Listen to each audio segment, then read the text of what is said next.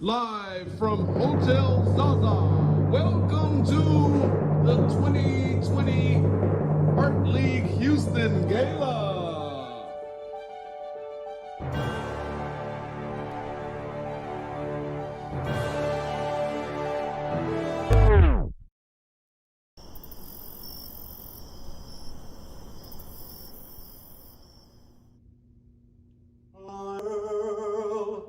In a Barbie world made of plastic, it's fantastic. Sir. Thank you so much. Sir. Sir. Thank you all so much. I love you so much I could cry. Woo! Man, must have been daydreaming again. Yo, sir, Huh? excuse me. Yes. Isn't the Art League Gala supposed to be here tonight? No, you must have not gotten the memo. The gala has been moved to the internet in the Zooms. Oh my God. Yeah, it's gonna start soon. You might wanna. I have the flyer here. Who are you? I'm supposed to be hosting. You're the host of the show? Yeah. Well- Oh man, it said Art League. Yeah. I hope you don't lose your job. Oh, it says I need a podium. Oh look, conveniently placed, a podium. Yeah, can I take this to Art League? I need $1. You got $1? Them white folks know you taking that podium?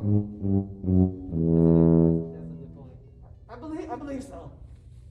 Okay. All right. Thank you, sir. Okay.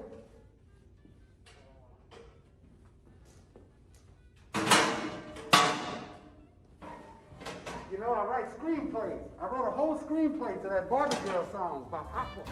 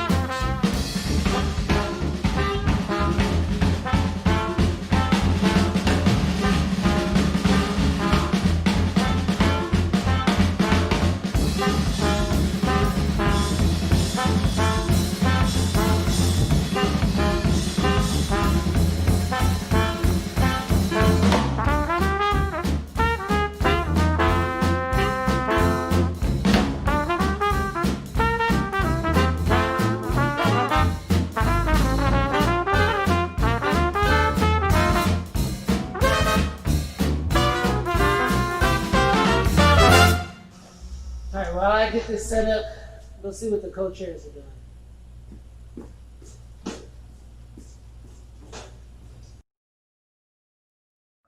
Hi, Phillip. Thanks for showing up. And hello to you, audience. My name is Claudia Solís. I'm Matthew Wettergreen.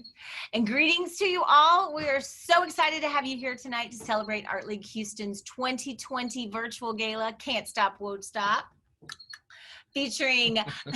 honoring Rick Lowe, Celia Alvarez Muñoz, and Bernie and Mary Arocha. Congratulations. That's right. This year, Rick Lowe is being honored as Texas Artist of the Year. His current exhibition at Art League Houston is on view in the main gallery. Its show highlights work completed over the last few years, and it features a vivid exploration of color and complex visualizations of what Rick calls domino culture. These multi-layered paintings and drawings are the result of a photographic study of the game of dominoes.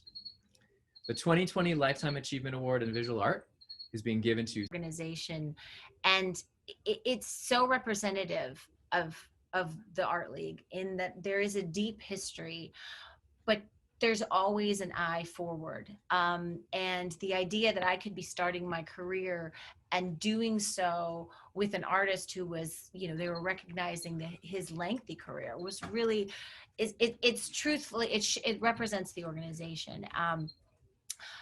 Art League Houston has fostered a community of people, artists, gallerists, supporters, volunteers, educators, that if you look at all these people, it's a deep roster of everyone in the art community in Houston. Everybody has a tie to the Art League, whether it was their first board, their first exhibition, they're honored as Texas Artist of the Year, they're supporters. And as co-chairs, we've looked at the list and we're so excited that even now, so many of those people who were supporting the organization when I was the director, 16 years ago, 20 years ago actually, that they're still supporting. And thank you so much. I believe in the Art League. I believe what it does, and I've been so excited to get to know the staff. Jenny Ash is an incredible director, and I'm sure she's going to love that after tonight she's not going to have so many rambling Zoom calls with me, but we're really excited about the Art League. It's such a positive force for artistic representation in Houston, and the community that surrounds it is rich and supportive, and times like these we really need them, and I've felt that community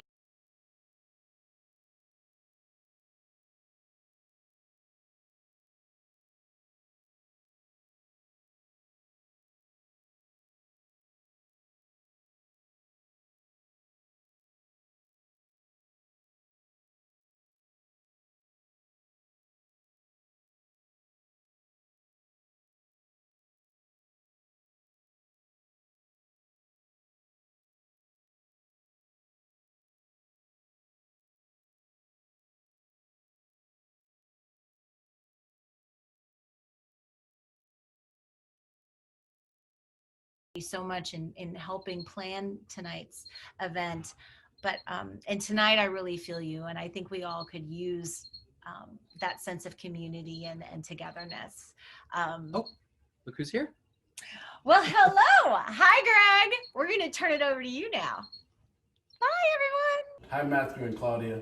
Hi, everyone. My name is Dr. Greg Shannon. Welcome to Art League Houston's Virtual Gala. Can't stop, won't stop. I'm thrilled to serve as a co-chair this year in honoring 3 incredible individuals who have demonstrated exceptional creativity and outstanding achievement, and whose work has had a significant impact on contemporary visual art in Texas. As a longtime arts advocate and art collector, I value art as a tool to reimagine our past and to transform our future. In these challenging times, the role of art is more important and central to our lives than ever before. And I want to thank you for supporting your local arts community and organizations like Art League Houston. And without further ado, I want to turn it over to Eesha and Rachel. Take it away, guys. Hey, Greg. Thanks. Oh, hey, Greg. Nice to see you. Welcome, everybody. We're so delighted you could join us tonight for the Art League Gala. Yay. I'm Eesha Pandit. And I'm Rachel Afi Quinn. And we're just really thrilled to be co-chairing this evening's event. Art League is one of our favorite places in Houston. So yay that we got invited to be gala co-chairs. I know, it's such a thrill. And we really think of the Art League as one of our favorite Houston institutions.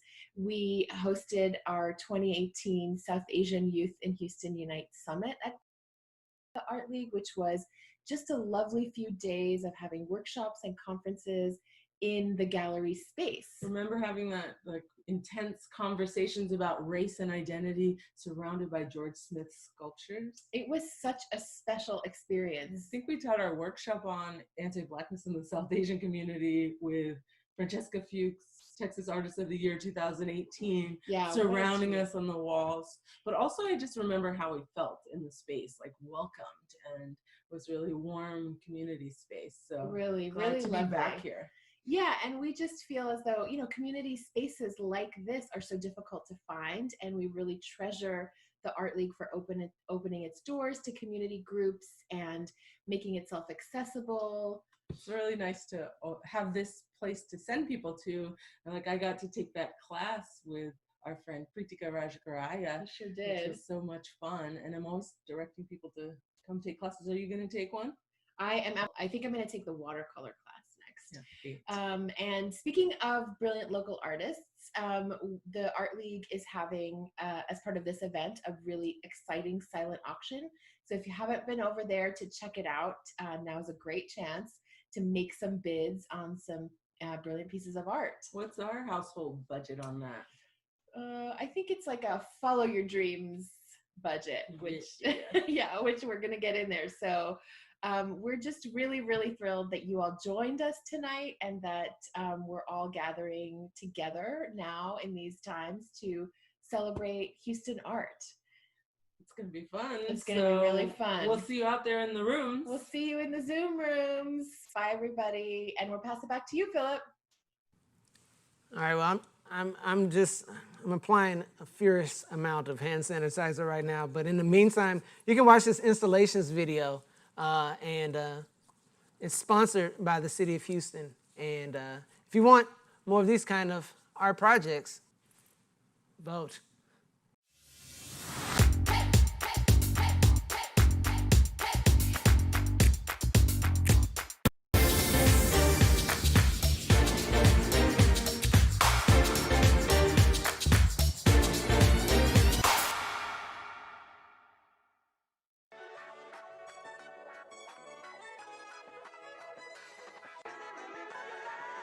When residents go to and fro, they will experience a sense of belonging and ownership and kinship to the artwork.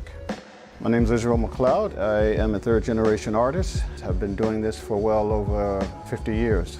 So I thought of rocking chairs placed along the median, thus the name Acres Home Rocks. I partnered with my colleague, Alton Ellis. It was important to make sure that he could, accommodate that artistic vision, and he was more than enthusiastic.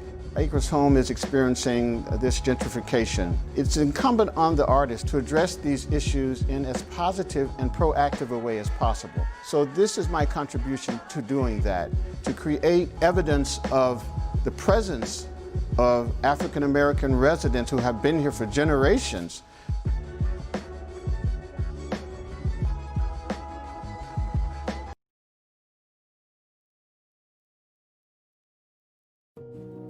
Many people in the community don't see themselves in fine art, in museums, institutions. I'm Marcia Dorsey Outlaw. I am a mosaicist. I've had the pleasure of working with the greater community, telling their own narrative through art.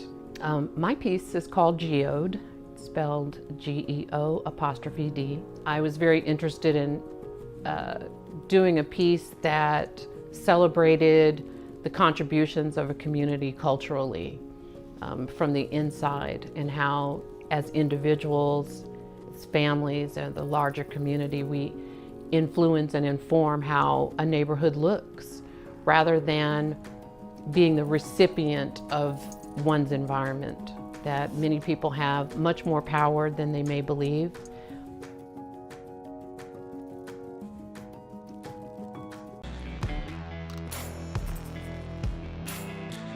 I wanted to do with this specific thing was invite everyone into an experience of this story being a part of your story. And in a way, your memory of that work almost becomes a memory that you own. My name is Mike Stevenson. I make work that seeks to have a conversation with the community at large about the realities that specifically Black people face. So the name of the piece is Pardon Me Everyone. The name comes from the Buffalo Soldiers from the 124th Infantry that were executed by the U.S. government in the year 1917 and hung without the right for clemency. So my work is located at the perimeter fence of College Memorial Park Cemetery. College Memorial Park Cemetery is one of the historic Black cemeteries here in Houston. You also have quite a bit of development happening in this area. There's hardly a remnant of this community that represents anything that was prominent Black at any point. I'm also having a conversation with the environment so that people can consider the history of location and the importance of it.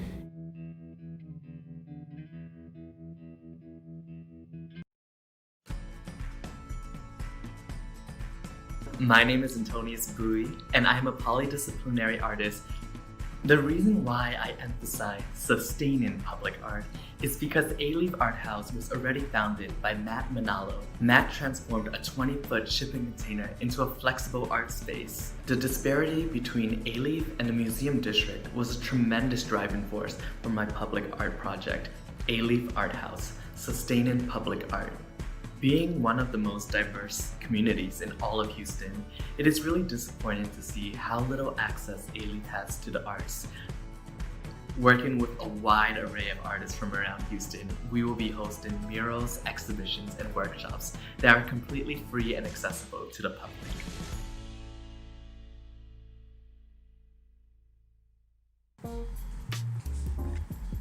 Welcome to Art League. My name is Phillip Pyle. I'm the board chair of the Artist Advisory Committee and your host tonight for the 2020 Art League Houston Gala. Can't stop, won't stop. We're here in the front gallery, and this is Celia Muñoz's retrospective. Art League Houston is in its 72nd year, and it currently sits on the corner of Willard and Montrose. It didn't always sit on the corner of Willard and Montrose, but it does now. Here is a very large piece by Celia. I'll read it to you.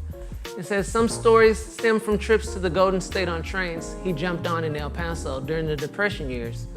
My favorite stories dealt with the war when he was moved across the world and throughout Europe again, mostly by train. Little do we know that colleague couplings may well become the main ingredients required to survive. Yeah, you gotta get Celia to explain that one to you. I couldn't explain that one to you. Celia's show and the show we'll see in a second is up till April 24th. Celia is a Lifetime Achievement Award winner, and pretty obvious why she got it. Now we'll head to the hallway. We'll see more of Celia's work. This is not Celia's work. This is a hand sanitizer spray setup that Art League has. So make sure you social distance, and you have to wear a mask when you come. I'm not wearing a mask now, but most of the time you have to wear a mask. Probably all the way till April 24th. Here's more of Celia's work here in the hallway, and a very prophetic piece here by Celia. That's on the cover of the card, actually. Seems like that would be very useful right now.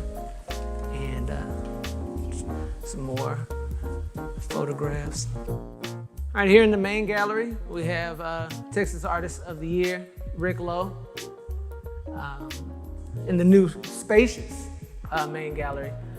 I've known Rick Lowe since about 2010 from Project Row Houses, where on occasion people would come up to me and say they were looking for Rick Rowe, but obviously they meant Rick Lowe, but I guess he could have gone by Rowe. Rick said that his paintings were based on domino culture.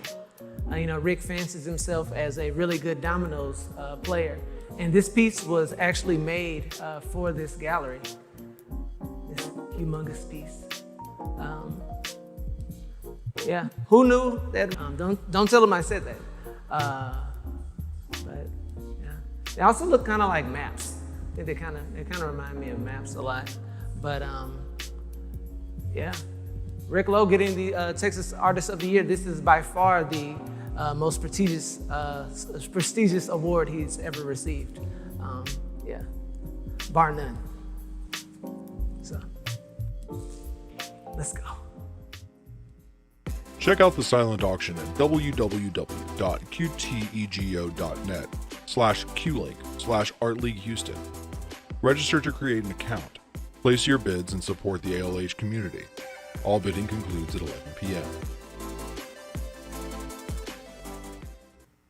And you know what I'm doing right now? I'm on the silent art auction right now, but I'm not bidding because I'm broke. But you can bid, and an artist will benefit. It's a 50-50 split with Art League, and they're all Texas-based, and they're all people that are cool with Art League, so get to bidding. There's also a 3D gallery, which makes it even easier to see the artwork in a different way. So, you know what? Let's just check out that 3D gallery here.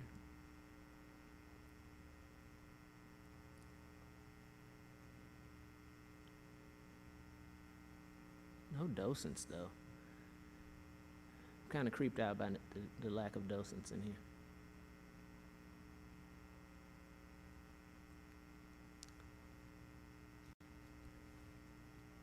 All right. I hope you enjoyed that preview. Get to bidding.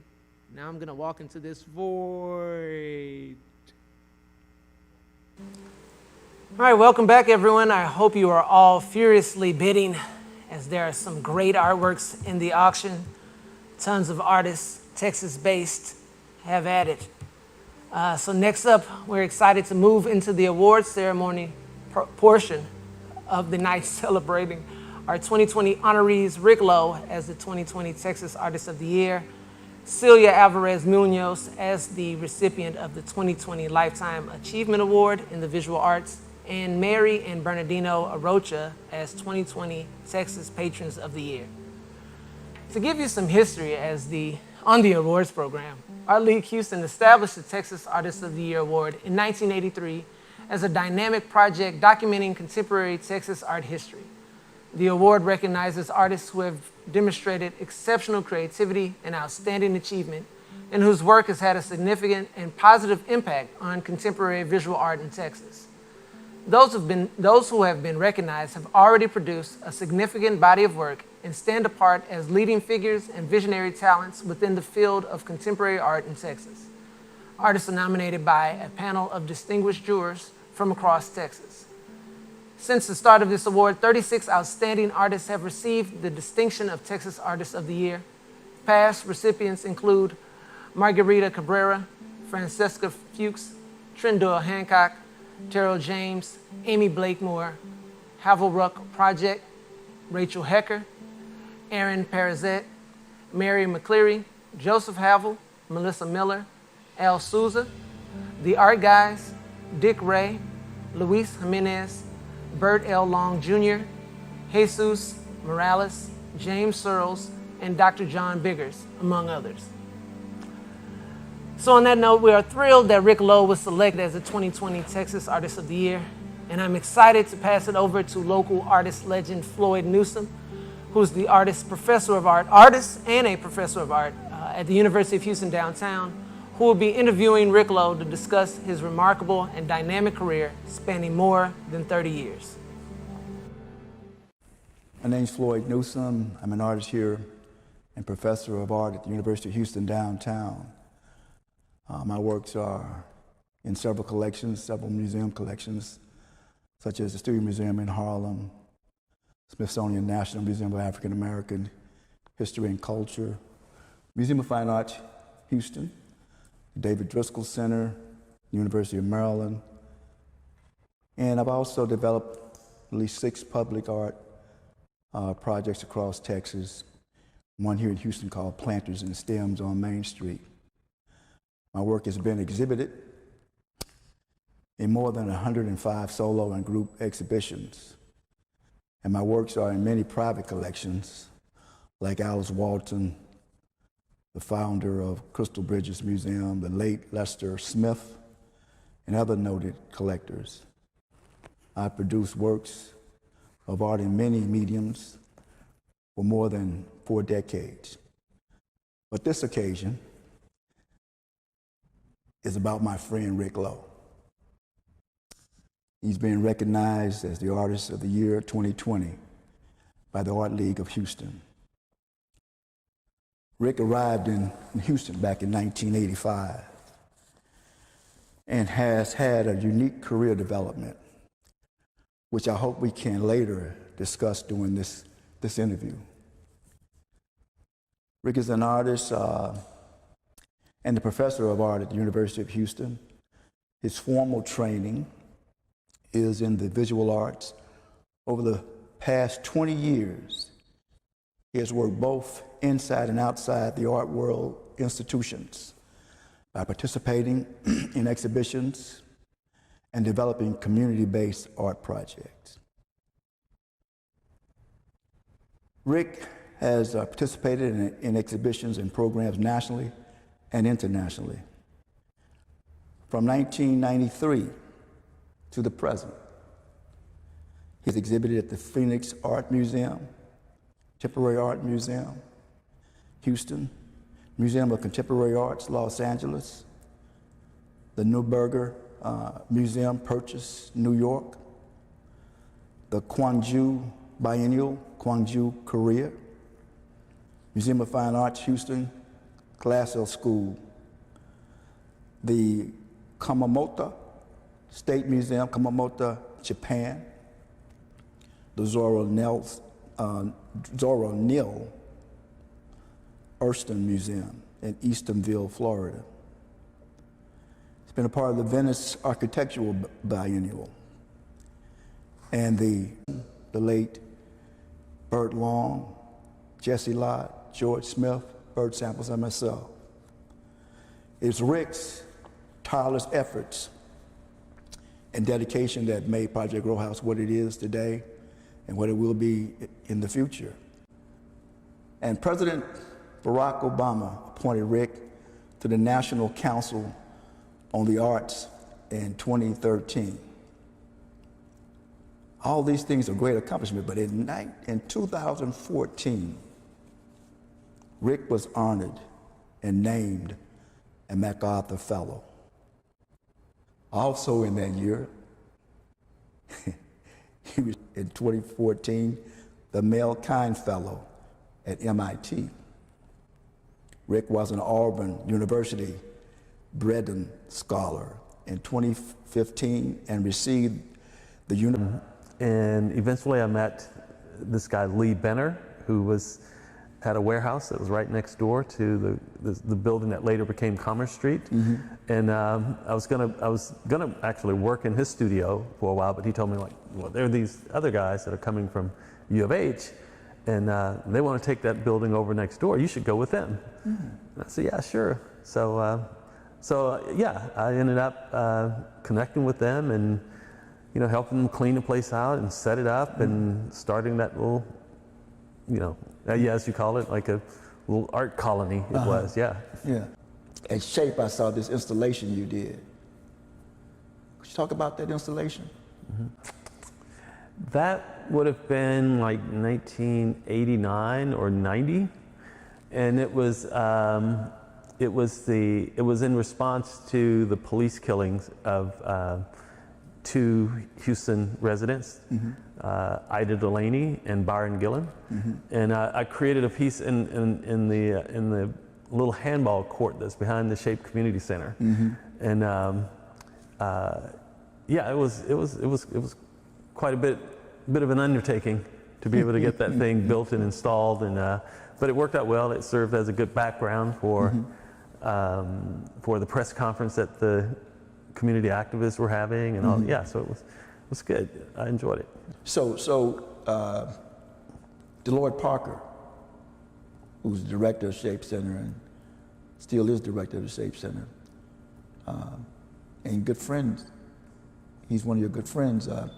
What is your relationship with Deloitte? How did he affect you? I always look for mentors. Mm-hmm. I'm one that I've taken the alternative route to doing most of the things that I do, mm-hmm. and so I rely on people that I identify that I can respect and learn from. Mm-hmm. And he was one of those people. I was mm-hmm. interested in community activism mm-hmm. and community organizing, and he was one of the best that Houston has to offer. Mm-hmm. Particularly in the African American community. Yeah.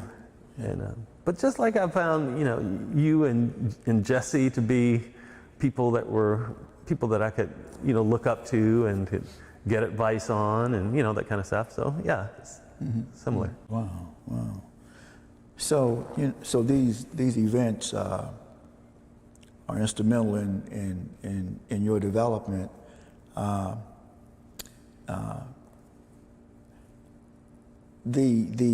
Your travel or your relocation from Alabama, I think you told me once that if you went through your town, you wouldn't know you went through your town. Something like that. You said something, it's so small. Yeah, it's not really a town. I mean, I was laughing with one of my sisters because I had to mail her something. I don't send mail there very often. I was trying to remember the address. And I know that they got excited recently because they have the dirt road that our family lived on many years. It now has a name. No. Before it was Route 1 Box 22F. That was because it was there was no town. Yeah, county route. Yeah, that's very interesting because you come from this background. I think you had 4 brothers and 7 sisters, and I'm sure they had an effect on how you live your life. Because I've watched you when you were at Project Row House, how you related to the community and how you engaged with the community.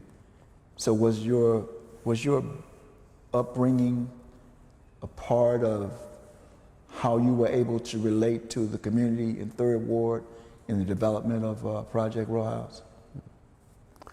Yeah, I think growing up in a big family has a lot to do with the social aspects of life, and me being a middle child in the middle of a big family, I had to figure out how to negotiate up the ladder to the older ones. I had to figure out how to deal with the younger side. So it was this constant way of kind of thinking about how to communicate, to get what you want from people that are much more mature, people that are less, and it's just, yeah. So you know what they say about the middle child. That's the problem child. So obviously you defeated that stereotype. So I'm sure your family is quite proud of your accomplishments. And I, if you were talking to young kids today, and that's what Project Row House has always had the element of youth that can engage in a variety of techniques, or not techniques, but experiences. What would you say to a young person today, thinking about the way you have developed and what you've come through? Yeah. Well, going back to when you said my family must be proud of me, it's like, yeah, right, yeah. They're proud of me if I can pick some peas, if I can swing a hammer to help fix some roof, it's they're country lifestyle, none of this art stuff have any, real meaning for them in any significant way. So the value is in the things that they're accustomed to and the things that they do. So, if I want to get appreciated and acknowledged, I got to do some stuff that they do, which, hey, there's a whole row of peas out there need to be picked, or squash or okra got to be picked before. So if I jump up and go out there and do that, they're impressed. Yeah. But talking to young people, my sense, what I generally just try to, encourage them is to, to find something that they're passionate about. I mean, to me, that's the key to it all. That's the key to life. Having something that you really enjoy and you're passionate about, and if you start there, then you're gonna figure out a lot of other things in life if you're passionate about something. So.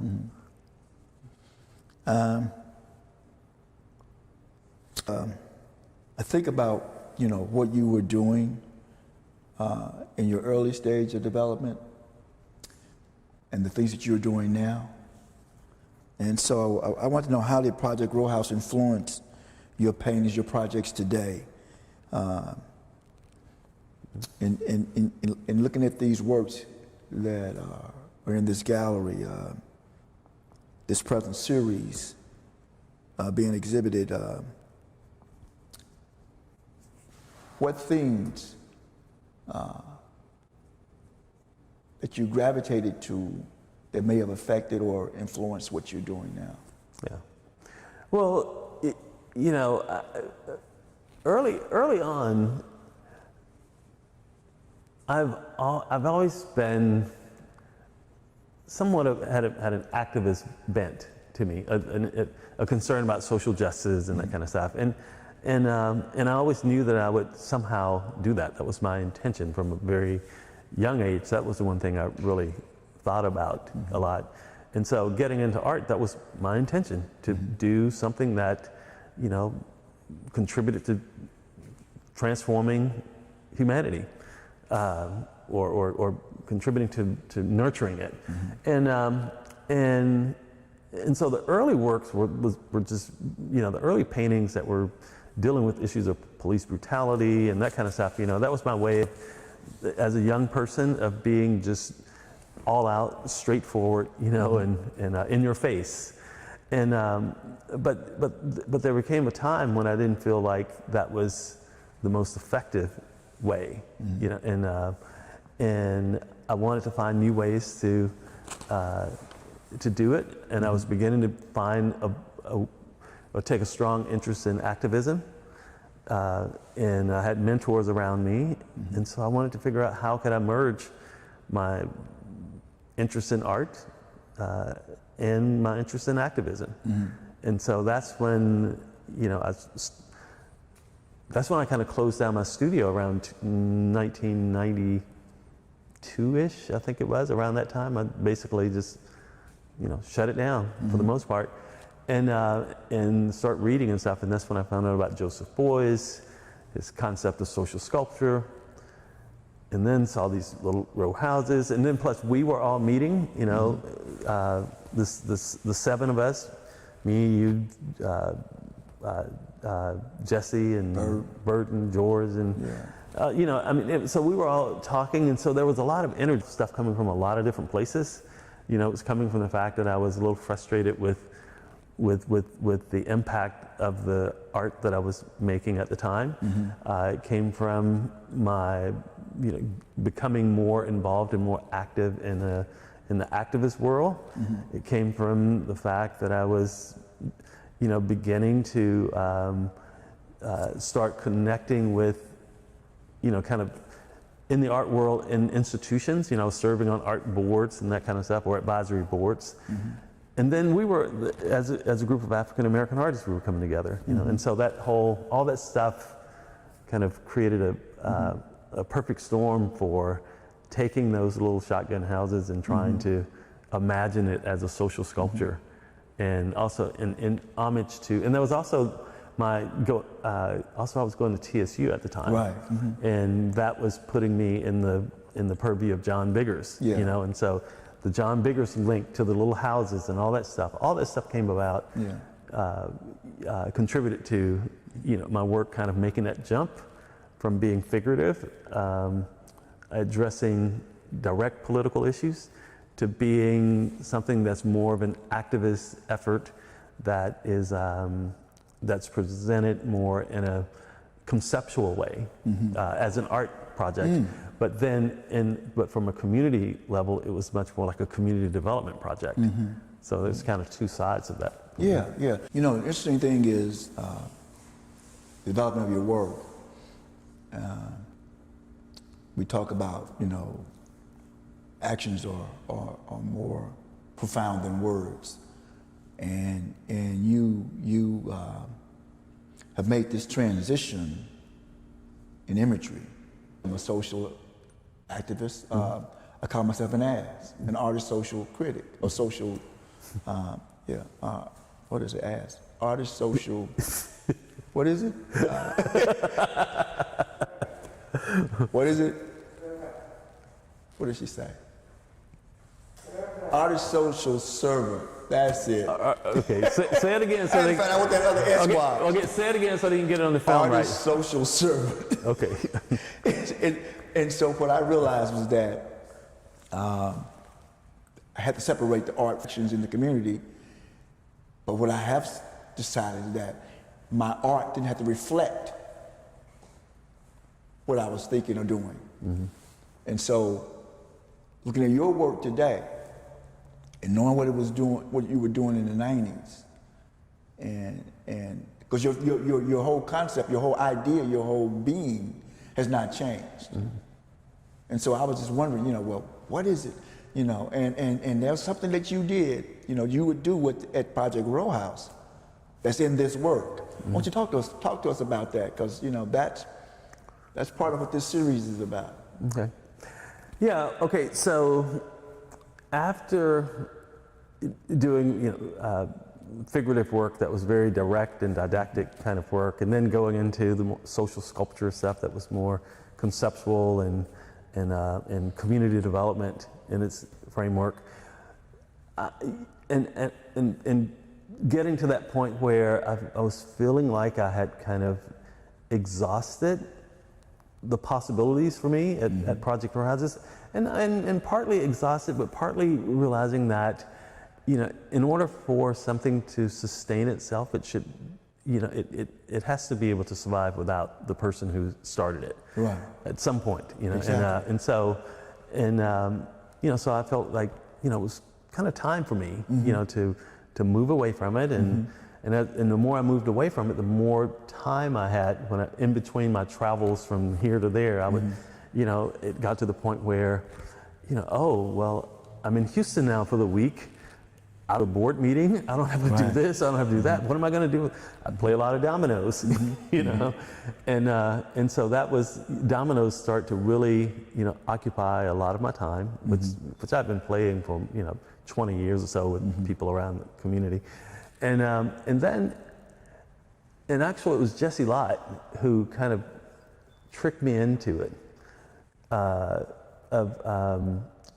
He was doing a show somewhere and wanted to have some of his people that he teaches, you know, to participate in the show. But the person curating the show said, well, I will allow you to have your students in the show if you get Rick Lowe to put something in the show. And so Jesse said, you got to put something in the show so I can get these people. And I was like, I don't want to do any of that stuff. You know, I don't make stuff like that any longer. And he just kept gnawing at me until I kind of almost as a joke. I just got a piece of paper and I just started tracing, because I had been photographing the patterns of the dominoes as we play for a long time. Because I was just fascinated with how they moved. And I was also, it was just the movement of them, you know, it was an interesting thing for me, right? It was like they were like a train, you know, that kind of moved through or whatever. And so once I did that first little, you know, tracing of it, and then I did it a couple times on there, and I started seeing how it was making this pattern, and then the next thing you know, I'm like, I'm making these patterns, and then all of a sudden I'm realizing how much they reminded me sometimes that I would see, like, I don't know if you remember this, but at one point at Project Horizons, probably around 2000, or, you know, in the early 2000s, that community space, it was just full of maps. I mean, we had maps of the neighborhood all over. That. And I started studying those maps, you know, trying to understand, you know, it was land use, land ownership, and all that stuff, and just looking. So I was looking at maps all the time, and then I started looking at the domino patterns, and it's like, this is like, these patterns are like maps of things, you know, and so that, you know, that kind of took off. And the reason that it took off was, as I said, I started to have more time, and it was also time for me it allowed me time to be more reflective, and to be, you know, to think about this, you know, 20 plus years of, you know, looking at real estate maps and, crime maps and all kinds of maps about, you know, societal maps and stuff. It gave me time to like reflect on that. And so making this work becomes somewhat a way of me to go inward, to look inward. But I also think the production of it, though, also kind of produces a language for people who's interested to try to get into it and understand, you know, the abstract nature of these maps, which actually are not much different than many maps are that you look at if you don't know what it's about anyway, right? I mean, you can pull up maps and look at maps all the time, and just not have a clue what they mean. So you have to start thinking about it and working your way through it to try to understand it. And so that's similar, you know, with these works, you know, it's just, you know, they're maps of information. I know what's in it for me and what I was kind of dealing with when I'm making the map. But as you start to look at it, then you'll be able to kind of figure out what's that mapping doing for you, you know, and how is it speaking, does it have? When I think about your career, and I can look at it as if anyone who did not know you,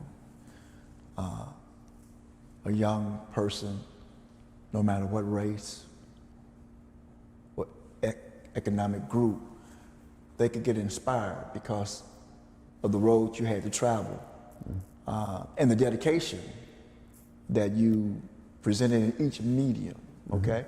I remember when I got out of one of those houses, for some reason I had all white on. And when I came from under that house, I saw these little black specks, and they were fleas. And then I started saying, oh my God, not only these fleas, it could have been needles, drug needles underneath that house. And I almost freaked out. And so that's like, you know, one of those moments, you know, it was a serious moment, but also I could laugh about it. Yeah. You know, so I was just wondering, you know. Oh, well, I mean, in terms of that kind of, that kind of stuff. Okay, so well, this is not transformative, but it's just kind of, it's representative of myself, though, that I don't generally take, I consider the work that I do serious, but I don't take it too seriously. And I remember Jesse and I moving some of my work, and I'm notorious for not bolting it down, tying it up and everything.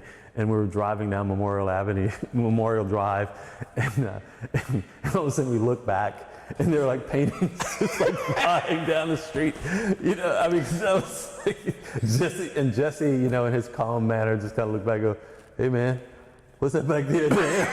That's Jesse. And there were like paintings like the wind just taking them off the back of the truck, flying up. Yeah. So you all had to stop and get them, or what happened? No, we just left it. Kept going. We just left it.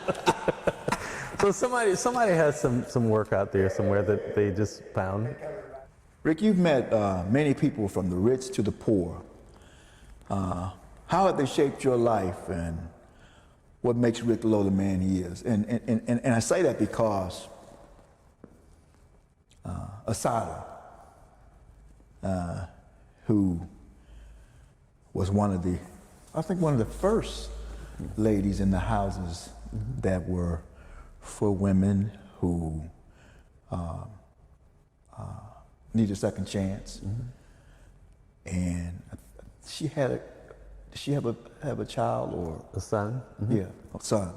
And when I think about her, and she's one of many other examples, but she came in a regular person, and she left, or if not in the same period of time when she was a resident, but as life continued, she ends up with a PhD.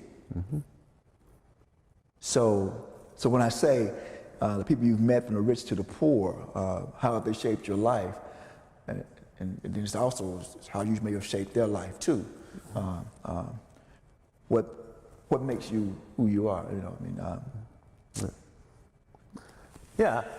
Well, you know, as I said, you know, earlier when I entered into the art world, you know, I was kind of, you know, having to be bicultural, you know, trying to, you know, and trying to figure out how to operate, you know, in that, and so that just made me in a situation where I had to figure out how to really hold on to the culture that I came from in a way of, you know, in respecting that, while also valuing and being curious about other cultures, you know, and trying to understand and appreciate theirs. So, you know, whether it's from, you know, different economic brackets or different, you know, ethnic cultures or whatever. I mean, it's always you know, to me, it was just always that kind of curiosity and wanting and understanding that, you know, we're all in a world that's human beings. You know, this is humanity, and in order for me to be the whole person that I want to be, you know, I wanted to be able to have my networks be on all levels. Right. And in doing that, though, what's interesting about it is that I learned that there are different ways to perform in life. I guess, you know, in the sense that, you know, as young people, young people, you're looking for other people. You know, you're looking for older people to give things to you. You know, or if you're low income, you know, you're having to look for other people to supply you with, you know, the economic means that you need. And then as you get, you know, older, then the responsibilities kind of shift. You know, I mean, it should shift if if your life has gone well, you should be able to give stuff to people, you know, instead of, you know, having to kind of receive it. And so I always saw my life as just kind of walking in that middle line and being able to kind of make those connections with people that had things, people that needed things, and people that had things to give. You know, it's and that's always the case. You know, I mean, you know, they're older, wealthy people who may have money to give, but they may need companionship. Right. You know, and that kind of support. You know, there are, you know, young people that, you know, may have a full, you know, social life and all that stuff, but they don't have, you know, economic means. And so how do you, you know, start weaving those things together? And that's something that I always, that's always been kind of, I've seen as something that I've been able to do on some level. And yeah. And so I'm honored to interview you today for this award. I hope that everyone will treasure the things that we talked about and have learned some new things about you and remember some of the things that they forgot. And congratulations on being the Artist of the Year for the Art League of Houston. Yay! All right, thank you, Floyd. Okay.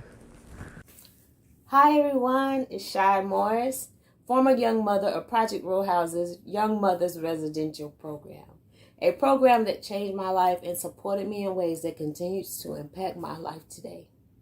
I couldn't believe that my friend and intellectual mentor asked me to make this award. During the process, I thought about being a young mom and the insecurities I had around society's standards of being a single mom. I used one of my first drawing mannequins that had been lying around in my studio for over a decade. I actually purchased this in Houston. It was broken. And I knew one day it would be something great. So I decided to take this time to make it into a beautiful mother and child piece for Rick's award. This is a celebration of Project Row House's investment in the single mom. I used dominoes at the bottom to create a small community of row houses because we all know that Rick loves dominoes. I'm so blessed to have him in my life. He's always just one phone call or one text away. I'm still in shock that I got to be a part of this great honor because he's been such an influence and impact in my life that has helped me be the same for other people in the community where I live. Thank you, Art League of Houston, for this great experience in honoring my friend, my mentor, and someone that stepped in with a program that offered a social safety net that changed my life forever. Congratulations, Rick, for winning 2020 Texas Artist of the Year Award. Love you. All right, huge congratulations to Third Ward's finest, Rick Lowe.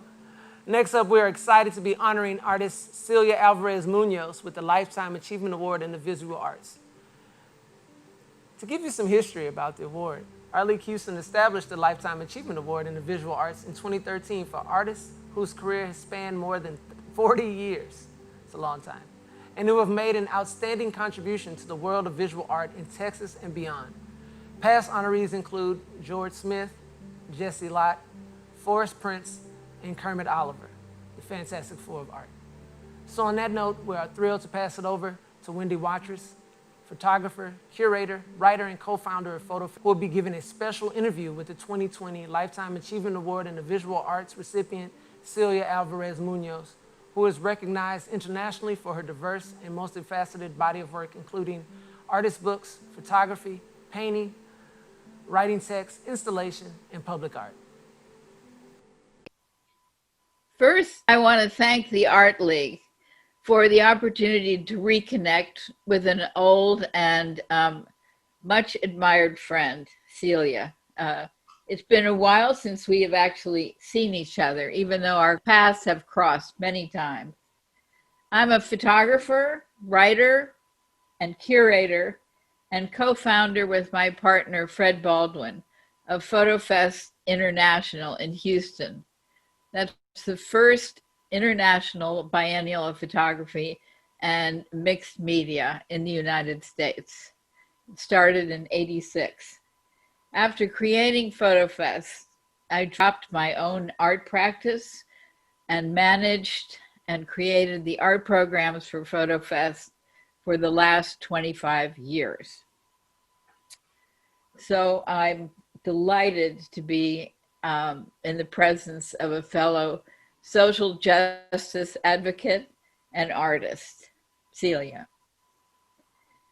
Celia and I first met, she reminded me the other day, I think it was in the 80s, at a Texas Commission on the Arts meeting about women artists in Texas.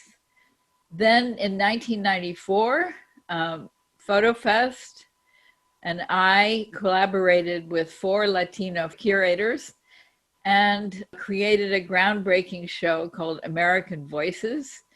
And Celia was one of the artists commissioned to do a piece there, and she showed El Límite.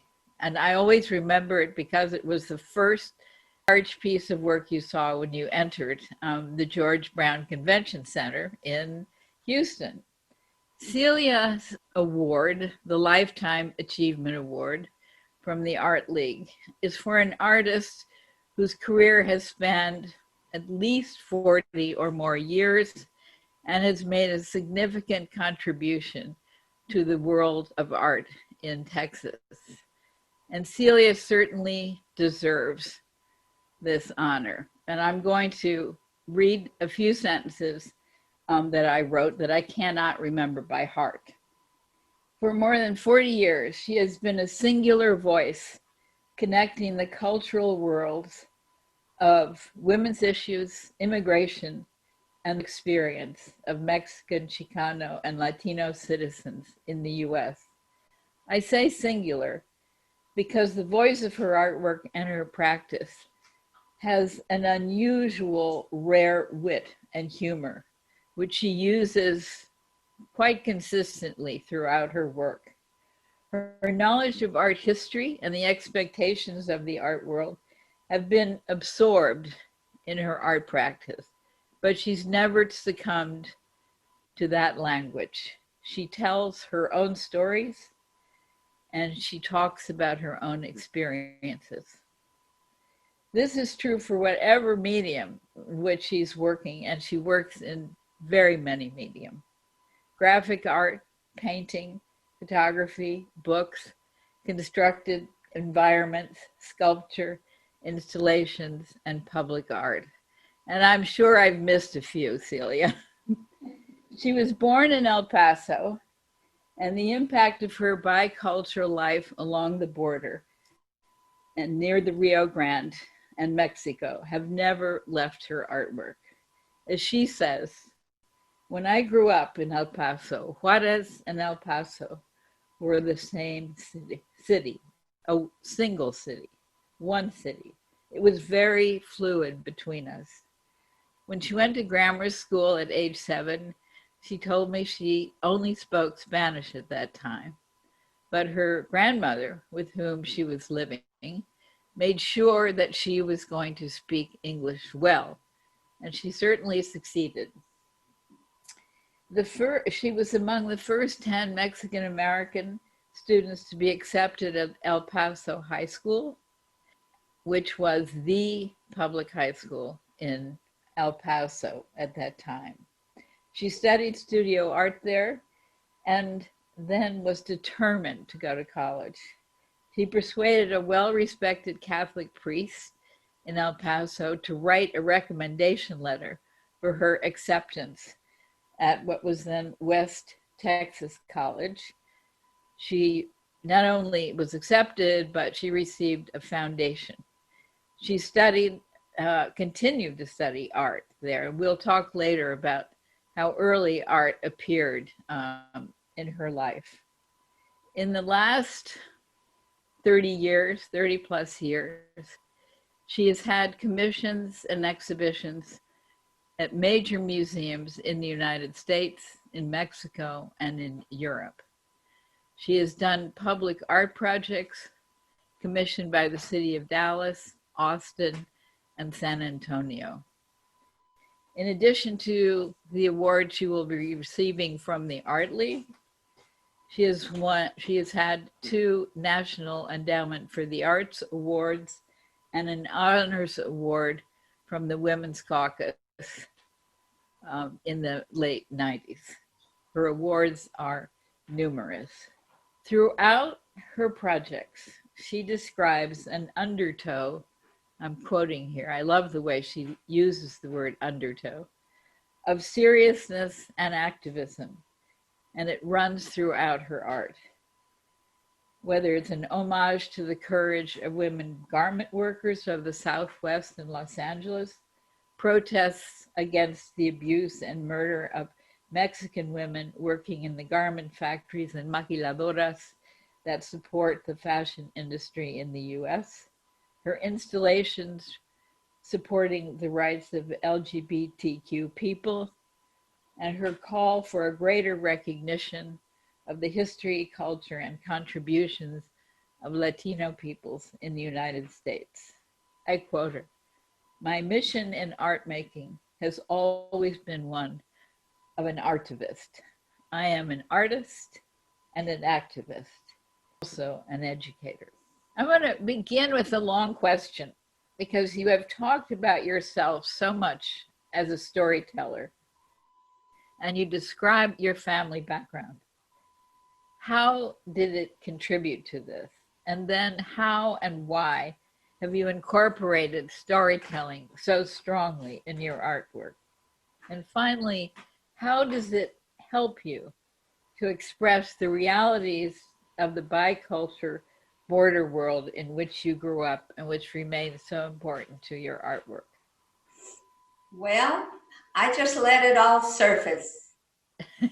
I surface, yes, and then I grab from here and there.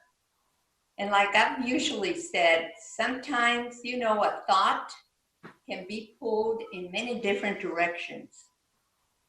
And I like stretching that point to sometimes the point of breakage, almost breaking, but engaging through language, through sound, because I hear it too.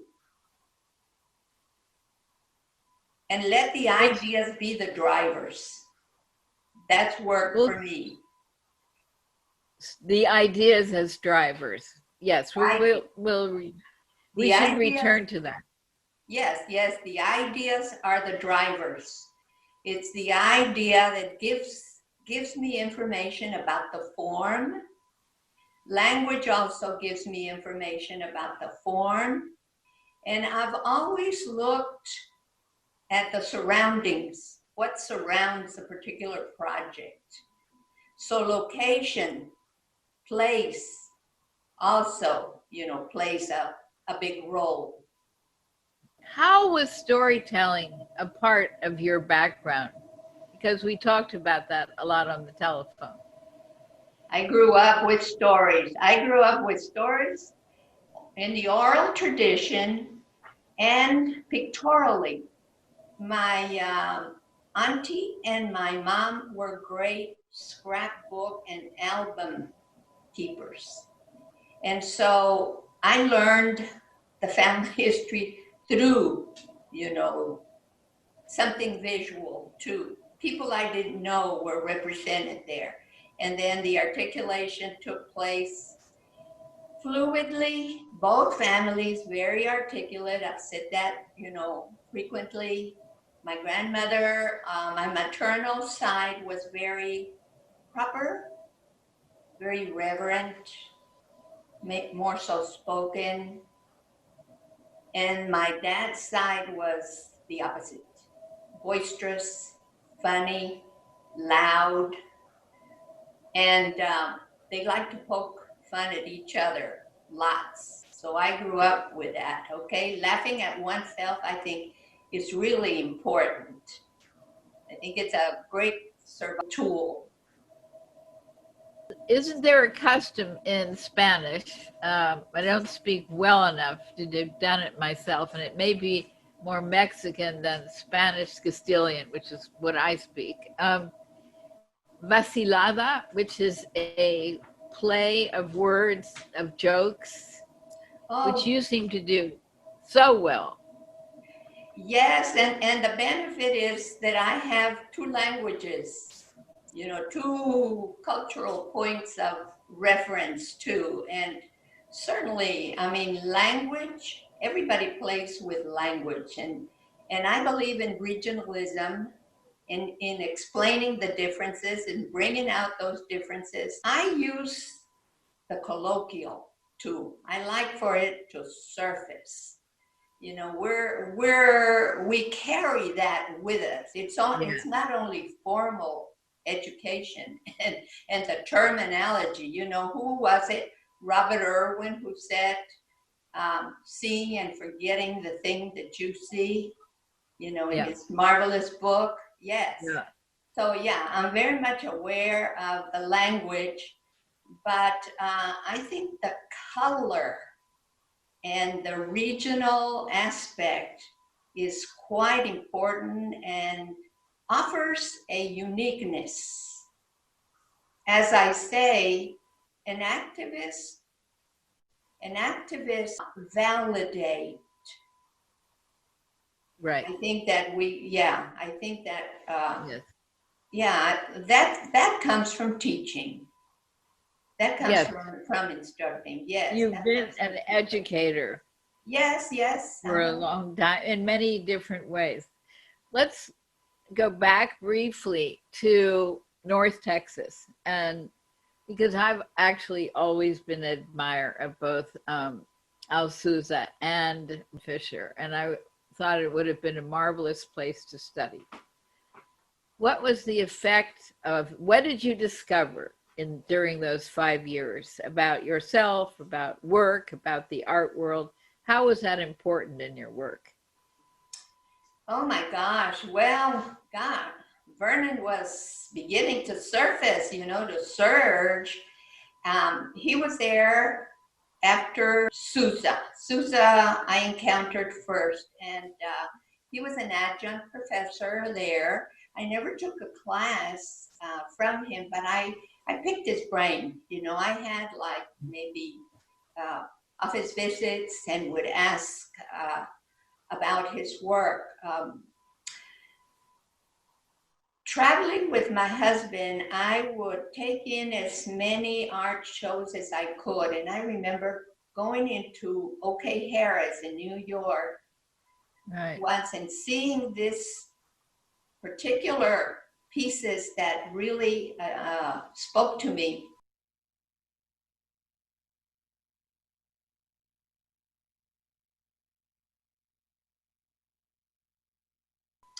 And then lo and behold, I found out that they were by Al Souza. When we had the faculty shows there at North Texas, I saw these works again and I said, oh my God, these are fantastic. And who is this and what are they? Well, they were pictorially narrative. And so I asked him, I remember having a session with him and asking him, so do you develop, you know, your own photographs? And he said, nah, I let Photofox do that, you know. I will put the ideas together and approach it that way. So that, to me, that spelled a lot of freedom. You know, there's more than one ways of, you know, more than one way. What was the Peter and the Wolf of, yeah. Yes. Of getting that wolf. So anyway, Al was great. He was like I had to do it my own way. And what is your own way? What would you describe as your own way? Well, it is with my own language, with my own point of reference. Everybody comes, you know, with their particular experiences. I allow mine to surface and use that. And the facility, I think, with both languages, the fact that, yeah, I was brought up, you know, in a border city and jump back and forth when El Paso and Juarez were practically one city. And I think that developed an agility. Yeah.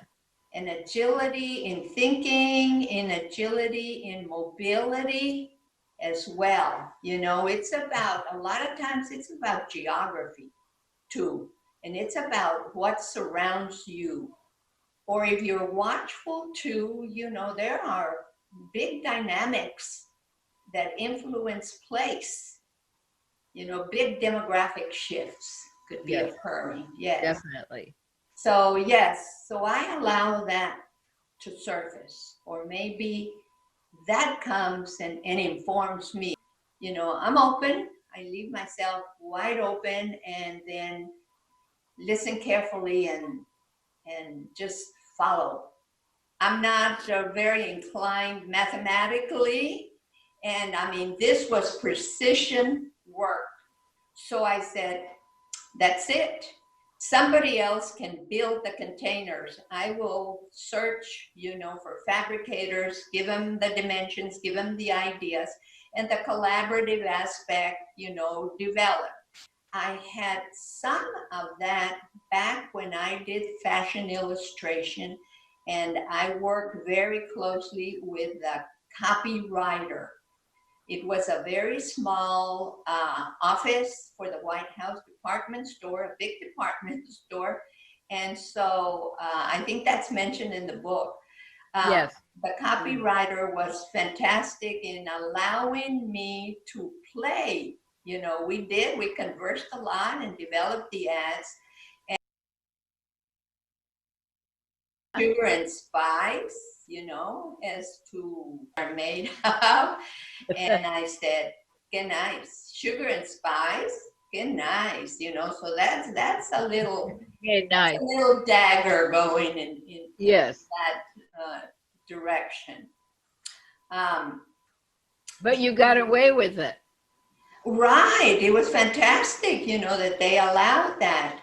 So the language just, you know, is used and not the sole element. I studied, so art movements creep into the artwork. And I make something, set it out into the world, and then watch very amusingly as to what the interpretation will be. You know, travel has been another objective with the art. Yes. Yes, I need to see different places. And so that really opened up, you know, I love packing my bags and hassling with the airports and having to find my way through different cities, you know, sometimes as a newbie or sometimes as, revisiting a place. But yes, expanding, always expanding, that point of reference, that frame of reference. So rompiendo la liga, which means breaking the binding, literally broke the form. And that led, I think, to the public art. Yes. Once they know that you can handle space, that's relate right. to spaces, Yes. then I got the call, from LA for the embassy project that wound up being a book, because we couldn't do anything to the building because it was in the conservancy, registered. Yeah. And that building wasn't earthquake proof. So that was going to be shelved. And I said, let me do a book. I know how to do books. I know how to collect information. I know how to design. So that became a book, the first one, the embassy. And then the others, just the airports, the parks. I just respond to what's around, or what they want to relate, or what should be relatable to the public as well. So you're playing, it's a different ball game too with public art.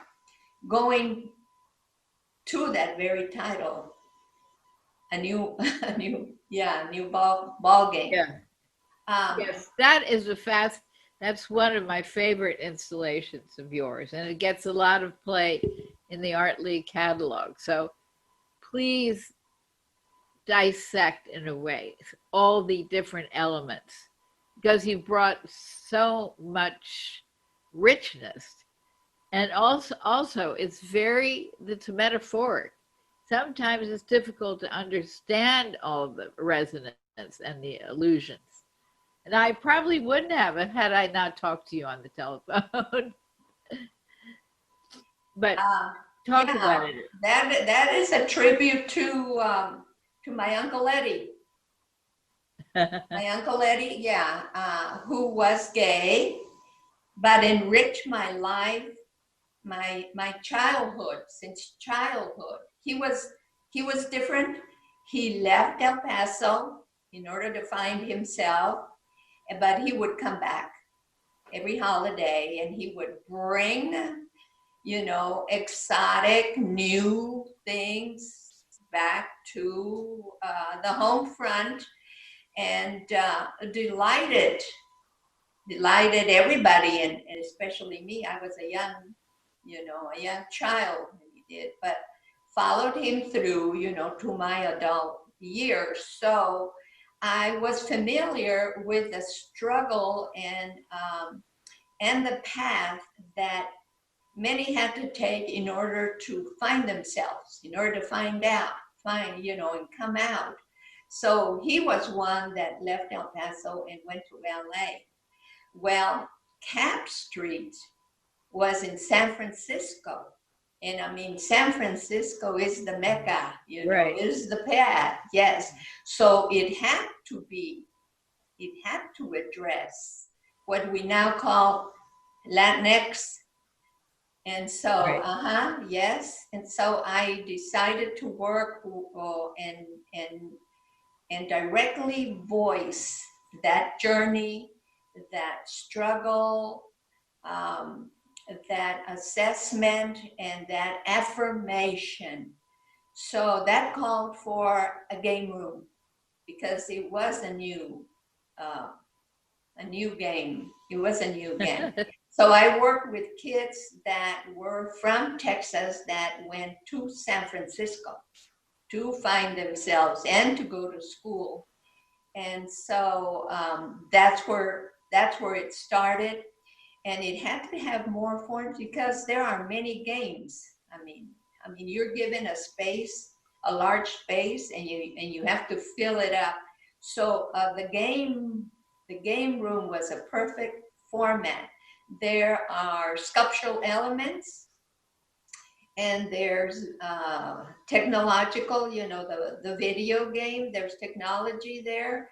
And then there are words. The students that I worked with went through a journey of creative writing. First, outing and writing that testimony, and then me giving them back all of their writings, and then they had to formulate a topic paragraph, a topic sentence, you know, to their journey. And so that you see on the walls, their testimony, the words are scattered, you know, throughout the space. It's playful, but it's deadly serious too.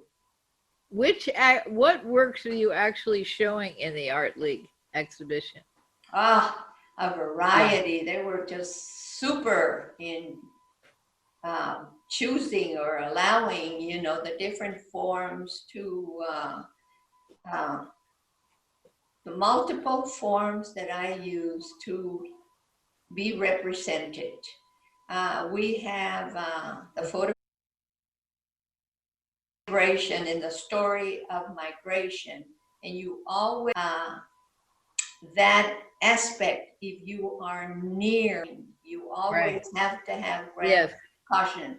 I live close to the big Santa Fe depot in El Paso, and we had to cross those tracks, you know, to go into downtown. So there were many stories of kids that jumped it, didn't make it. You were always very guarded, very cautious about that environment. You know, there is respect. There is respect. The story of the railroad is a cautionary tale. You know, it helped, but it was a disruptor. But it was dangerous. Yes, it was dangerous. At the same time. And the figure of La Revolucionaria is in the El Límite, next to the depiction of your father's train that he built from objects at home.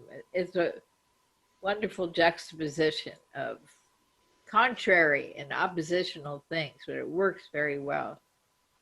Thank you. Yes. Thank you. Yep. And Dad's train toy came in very handy for that one. I used to hear that story by him, that they would make the trains out of tin cans, you know, sardine cans and milk cans, which is kind of an odd couple to begin with. So when this project came along, I mean, I reached back to that, to the rail, to his role in migrating, to that period in history where they had to search for work during the Depression, you know. So here's the weaving of the history, you know, that I really like to incorporate and to play and research. So I asked him if he would recreate that toy, and he did. I wanted to quote from our conversation on the telephone, where Celia is saying, I am determined and I am aggressive. I'm about to have encountered, and I have encountered a lot. And I have traveled a lot. I did not grow up with the movimiento, the Chicano movimiento in 65 to 85. I have straddled both sides of the fence, both sides of the river. Geography shapes a lot. I have showed with a lot of younger artists, but unlike many of them, I have never liked moving only to the negative side. I don't see the world as such. I see the negative things, but I think you have to move forward. I am enamored with the creative process. I don't take the creative process for granted. It is also a gift to be able to understand what others do in presenting their work. I am in awe of the act of creation and how we have that as a gift. What a gift we have. And what a gift you've given us. Thank you. Thank you very much, Wendy. Yes. And again, you know, taking into consideration everything that has prepared me for this, you know, we don't do it alone. Yeah. It takes the village, like they say. You know, I owe so much to so many people that have opened doors, you being one of them. And then Art League Houston for acknowledging is a wonderful thing to receive at this point. Yes, most of my activity has been in showing with younger artists. I'm almost a generation.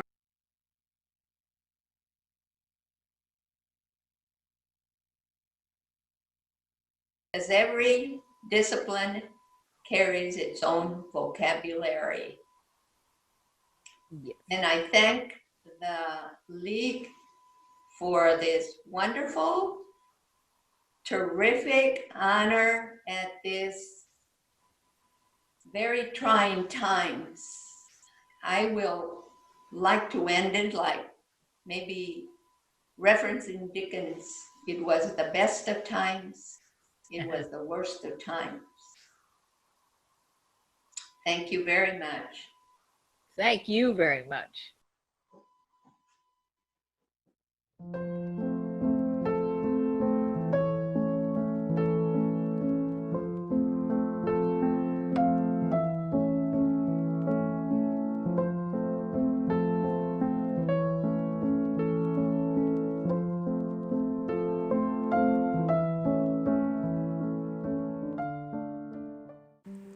Huge congratulations, Cecilia.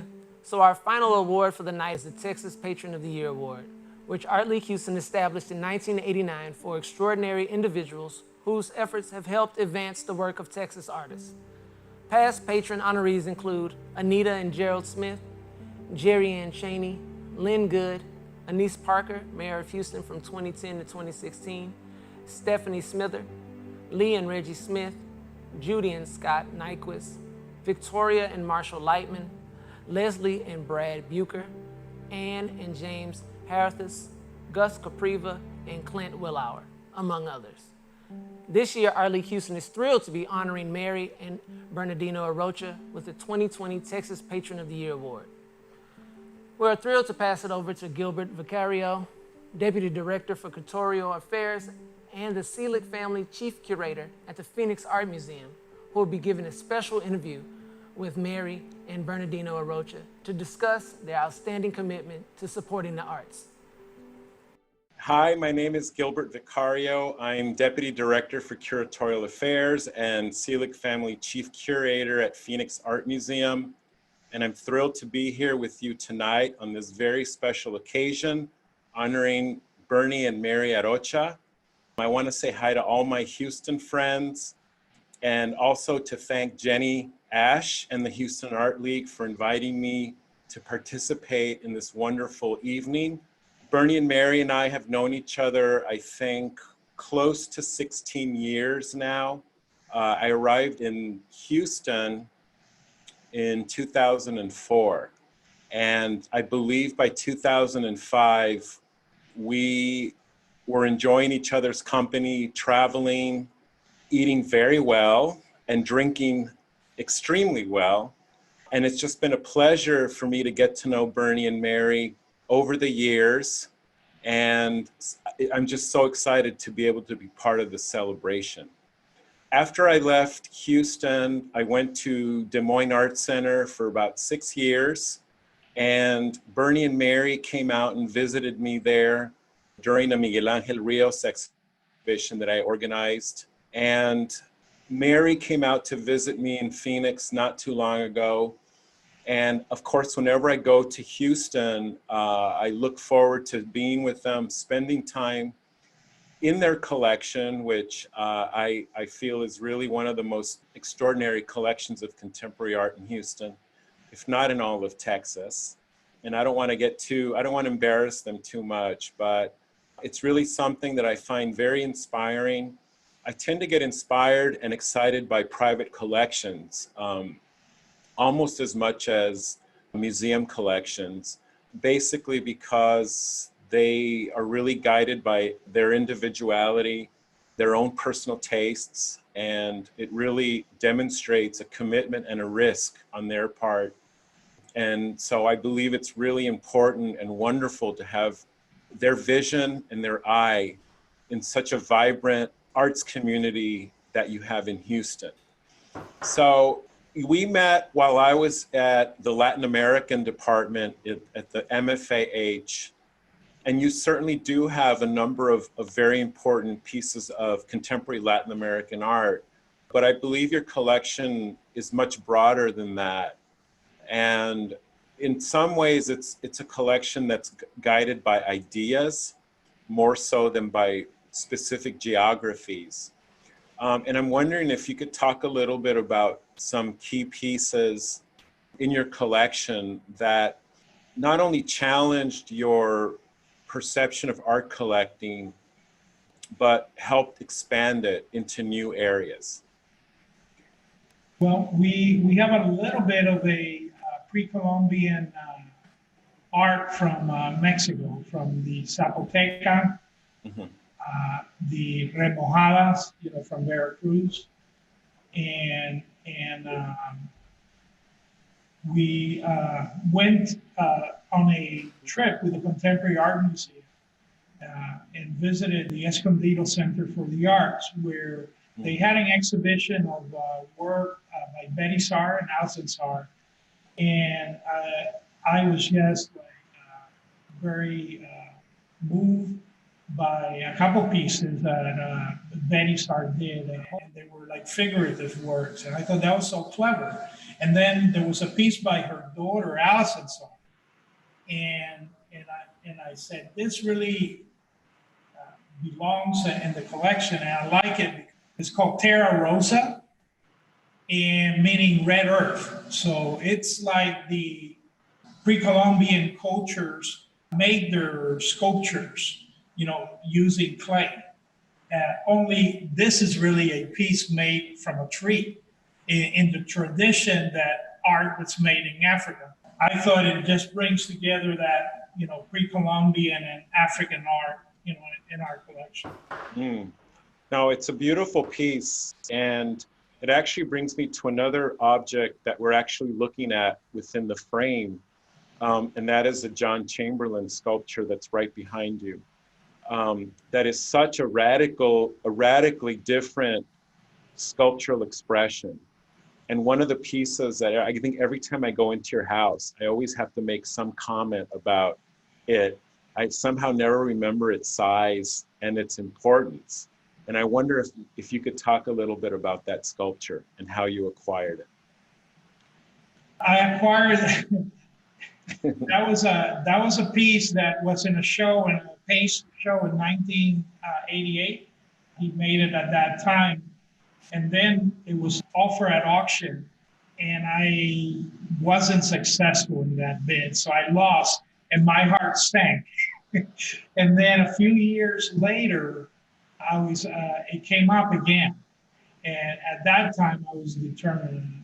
And to me, it's the quintessential American icon, using car parts and, to create this three-dimensional sculpture. Mm-hmm. John Henry, who used to travel with Chamberlain in Construct in the 60s on an 18-wheeler, they used to travel and do shows in different places. And he came for after dinner drinks over here one time. And he looked at it and he says, "That's not a good Chamberlain." And I said, "Oh, my heart sank." He said, "No, it's a great Chamberlain." Great one. I completely agree. And it's actually, going through your collection really is an interesting lesson in sculpture. There are really so many various approaches, and as I say, varying degrees of radicality. The other question I have, talking about contemporary art, and really, you know, Houston is a very progressive city with a lot of really wonderful cultural institutions and a deep commitment to contemporary art. So one of the questions that I wanted to pose to the both of you, is there a way that you can explain how the city of Houston has inspired your collection and how you've used that to expand your collecting interests within the way the city expresses itself? Houston is a very fertile arts city. And that's one of the things that I loved about Houston. Initially, I came here to do my postgraduate training at UT. And the people were so friendly. The city was so artistically rich that it was very easy. And of course, into Mary, and that changed my life. That sealed the deal. We grew roots. I became anchored in the city. You know, there's so many wonderful institutions in Houston. I see how they could all be very inspiring to, you know, not only established collectors, but also emerging collectors within the city. I think that they all sort of feed into each other and are, you know, in some ways help elevate both. It elevates the quality of the collections. It elevates the quality of the exhibitions that a lot of the institutions can provide. And in a way, it elevates the city, I think, in a remarkable way. The next question I wanted to ask is, again, getting to this idea of how your collection has evolved. Certainly, as long as I've known you, what did I say? We knew each other for 16 years, 15, 16 years. I don't really know any other collector who has kind of shifted as radically as you have over the years. And actually in a way that, you know, I'm completely in favor of because of my own interests. And I wondered if you could talk a little bit about how your collection has shifted from, you know, really object and material-based works of art and now into video and digital and new media.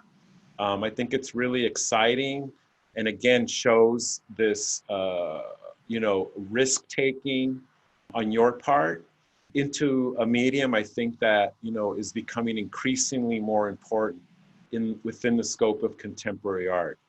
So actually, the video collecting takes me back 360 to films.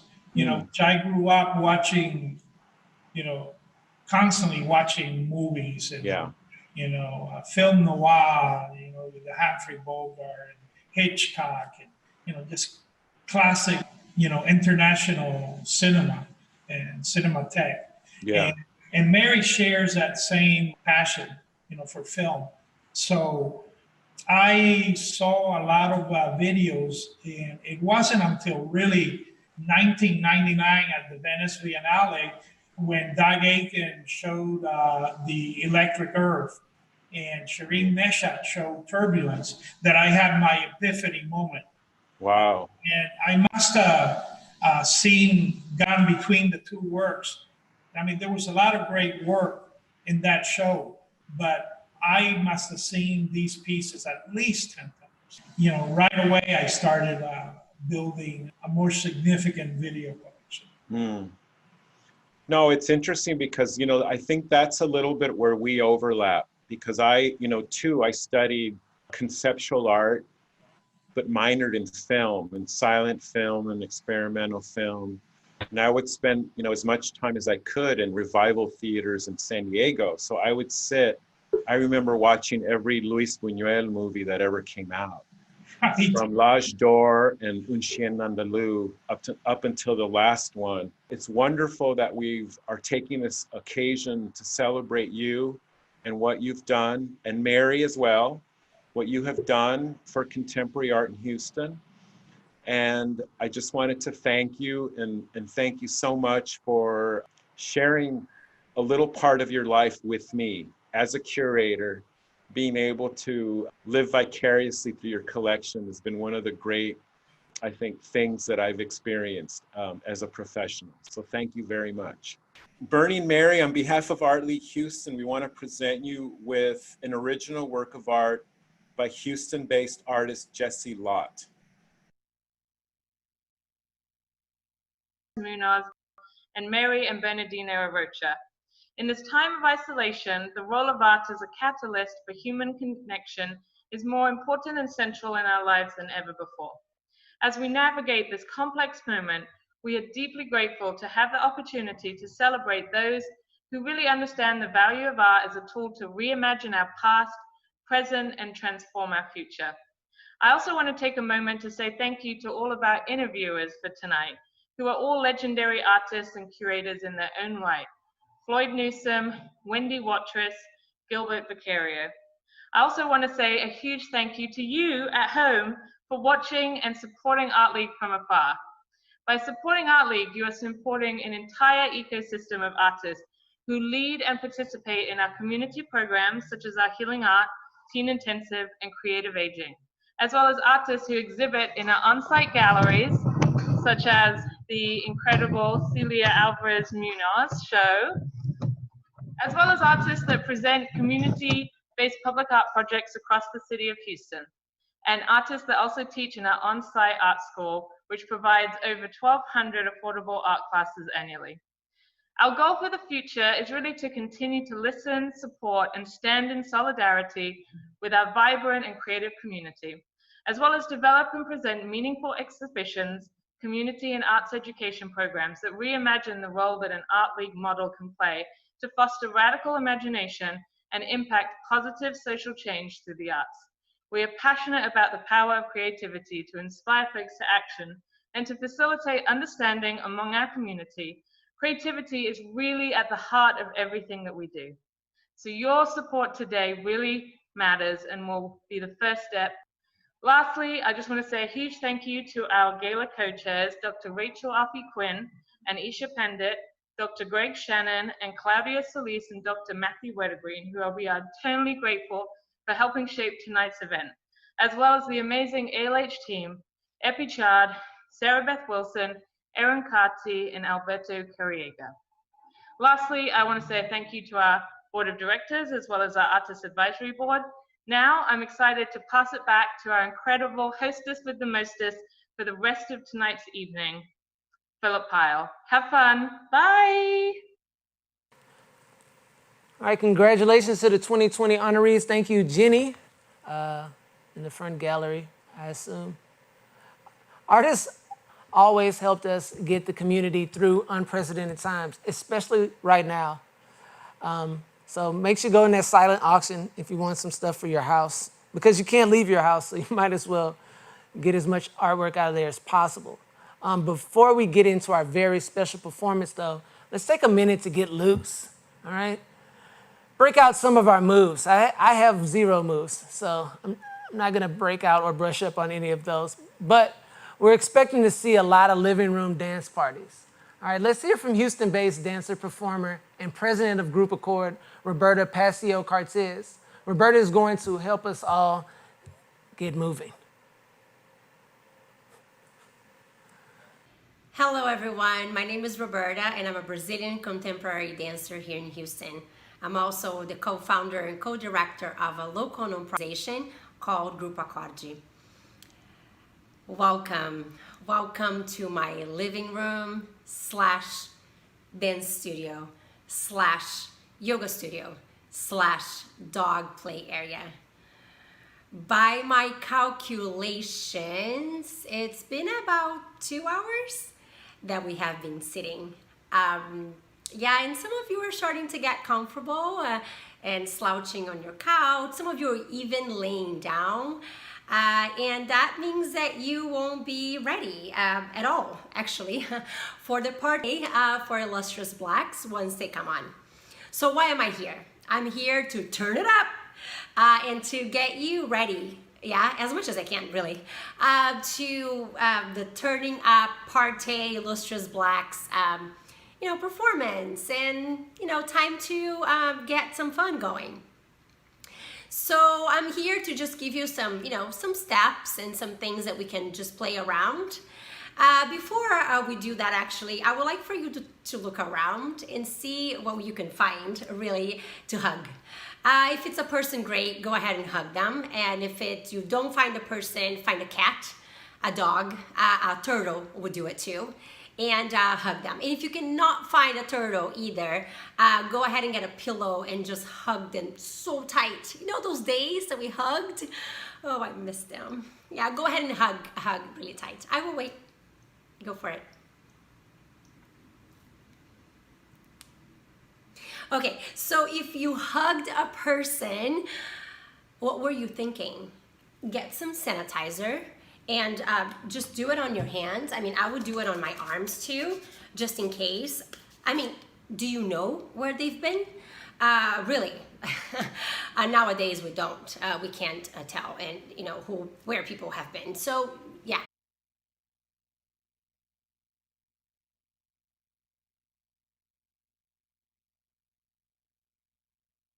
Yeah, right.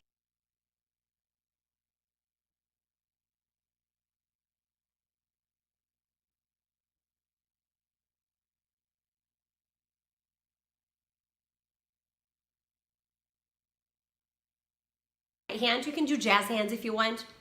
And now your left hand. The other left. Yeah, that one. Okay, good. Okay, good. Now we're going to start with something really simple, something that we probably have all thought about during these times, to flick something that you don't like or want. Bacteria, for instance, that would be a good one. You go ahead and you flick. And we're talking about turning it up. So there's an attitude about the flick. Yeah, you flick. And you're going to go with your nudge with your left shoulder. Just a nudge. That same shoulder that you just nudged, you're going to flick again. Left flick, and then nudge with your other shoulder. Yeah, so let's do that again. Right arm and you flick. Don't forget the attitude. And then nudge your shoulder. And that same shoulder you flick, and then nudge your shoulder. Okay, good. Now let's step 3. We're gonna have to stand up. So yeah, stand up. Yeah, stand up, and you can take your chair away. Yeah, you can go ahead and find perhaps a place in your living room can just come out. Okay, so now we're gonna add some more attitude, and we're gonna go with the hip. The hip is going to turn, and you're gonna bend the knee when you flick. So ready with your right hand, right arm, you flick hip and knee, and then you nudge shoulder, and then you flick hip and knee, and then you nudge and shoulder. And then this is one of my favorite parts. You go hip, hip, hip, hip. Yeah, lots of attitude. Okay, let's do it again. Let's go right side. Ready? And right arm, right hip, and flick. And left shoulder and nudge. And left arm and hip, and shoulder. And then you go with your hip, hip, hip, hip, hip. Okay, if you were not enjoying this for any reason, go back to step 1. Yeah, you might need step 1 a few more times. Yeah, so just do that. Okay, we're about to do with music, and I want you to be ready. This is how we do it in dance, and I really miss it. So I'm gonna give you a 5, 6, 7, 8, and then we're gonna do it. Yeah, so just be ready, stay put. I'm putting some music for us, and here we go. Wait for the 5, 6, 7, 8, yeah? Because it's coming. 5, 6, 5, 6, 7, 8, and flick. Shoulder, flick. Shoulder, hip. Hip, hip, hip. One more time. 5, 6, 7, 8, and flick. And nudge, and flick. And nudge, and shoulder. Shoulder, and hip, and hip. Hip. Yeah, I kind of added the shoulder there. Yeah? Okay, good. Okay, how did it go? Yeah? Good? Okay, great. I do feel like you are ready. I think we're all ready to turn it up. And yeah, and have fun and do all the steps that we did. You, Phillip. All right, that was great. I feel. Now it's time for groundbreaking artists, musicians, DJs, performing artists, visionaries, the Illustrious Blacks, live from Brooklyn. The Illustrious Blacks are Man-Child Black and Monster Black. They are neo-Afro-futuristic, psychedelic, surrealistic hippies on a mission to save the world one beat at a time, just like all of us. Don't forget to pop into the Artist Corner Zoom room to join the virtual party and check out some of that waist-up fashion. And only waist-up fashion. We don't want to see below the waist at all.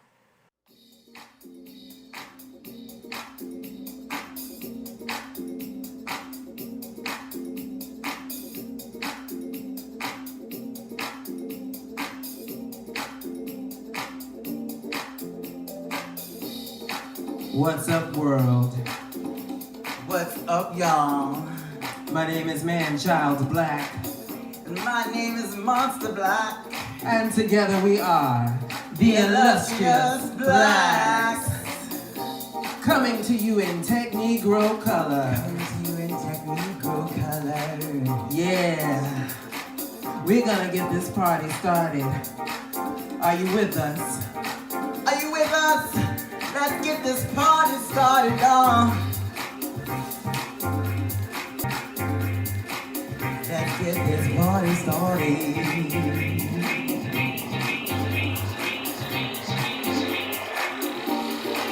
That's right.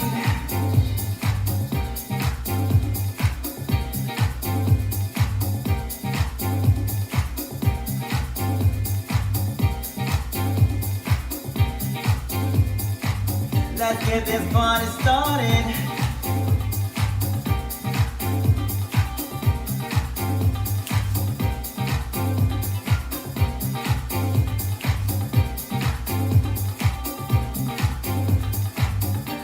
Let's get it started.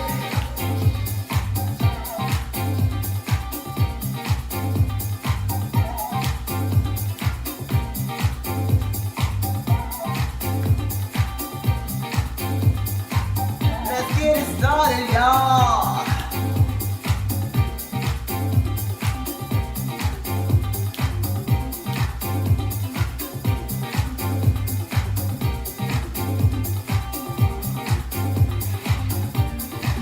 That's right.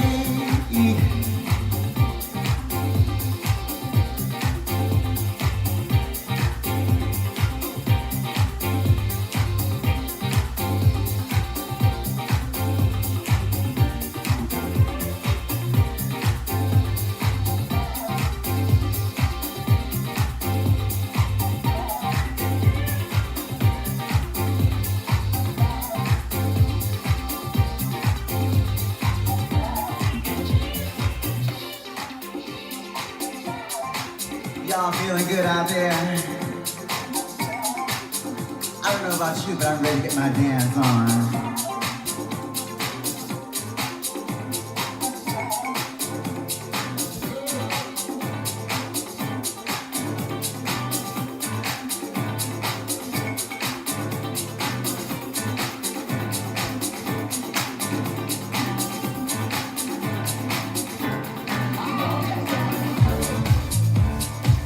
That's right, y'all.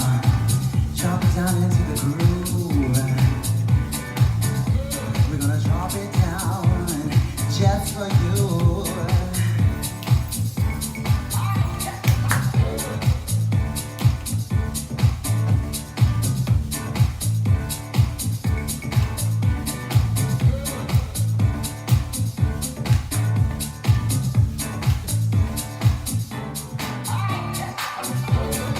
So go ahead and move that coffee table out the way.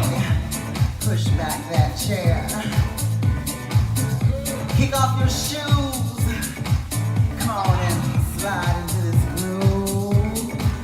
Slide into the groove, baby.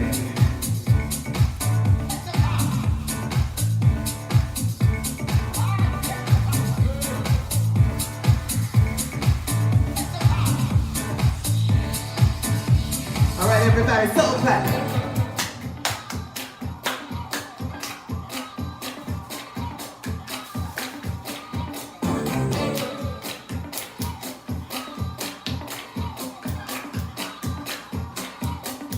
Ain't got That's for real. We got no drama. She know what I do. They get money for the fancy clothes, but she got her own. You know the drill. Baby's been good to me. Baby's been good to me. Keep that soul clap going. I'm a piece of soul pushing on me. I'm a let me testify. Oh, that's right. Let me testify. Go on and testify. Let me testify. Na na na na na na na na na na na.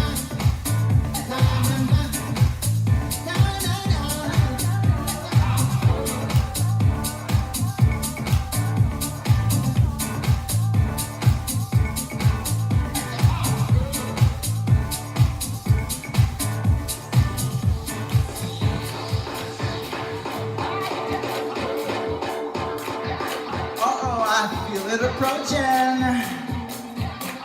Oh, is that what I think I hear? I think I hear it coming. One of our, we want you to blast off with us.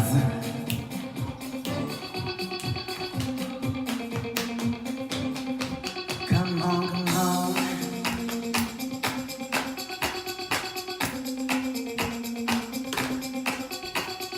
Come inside my spaceship. We'll fly into orbit. You don't need no ticket. If love is in your heart, this is where it starts.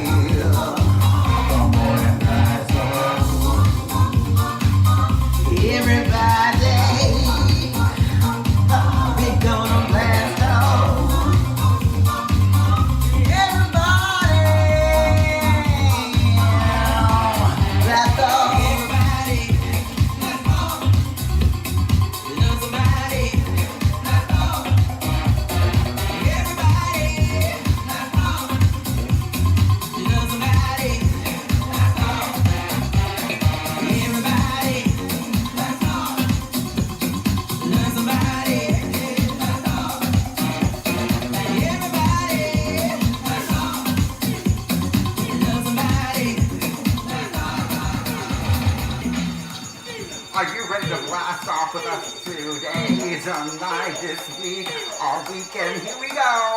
We are ready to blast off for you.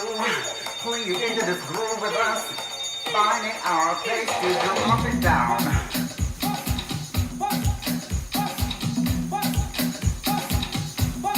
Find our place to drop it down.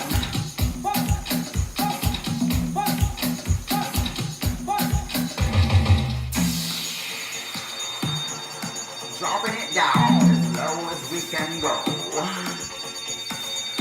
We're here to drop it down into this funky groove. Here we go. Oh, here we go. Oh, here we go. Oh, yeah.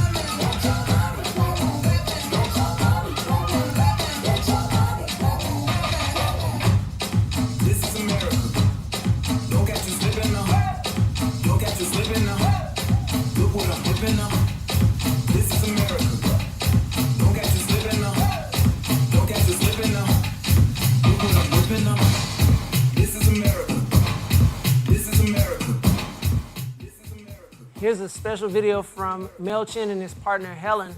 Mel and Helen combined to make the artist group Melon. We'll make sure on mics, if y'all recording this, Epi Chad said Mel Chin, Helen, Melon, not Phil. All right.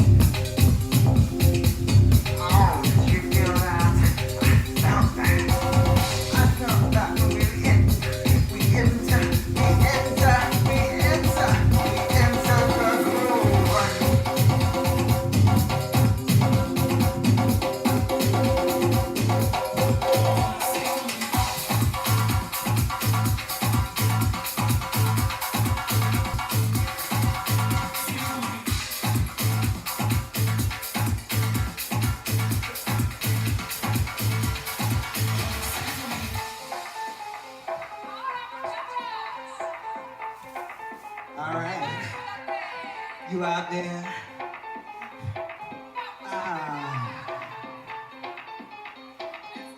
You out there? Mind your hips a little bit. Go ahead and wind it up. Get them nice and loose. Here we go.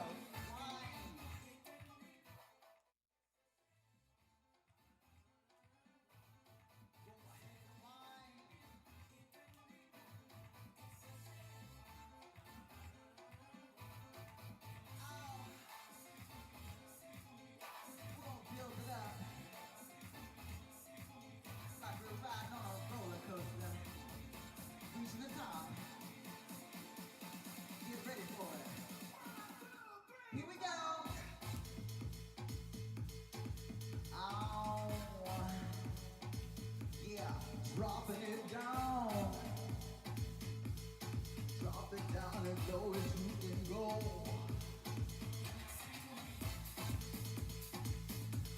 We're living for the breakdown.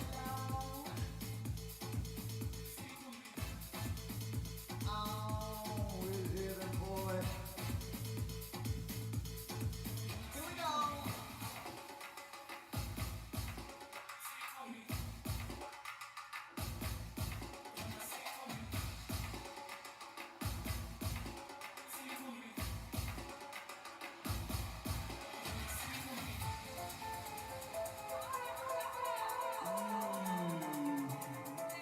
Yeah, you know how it goes. Go ahead and wind it out.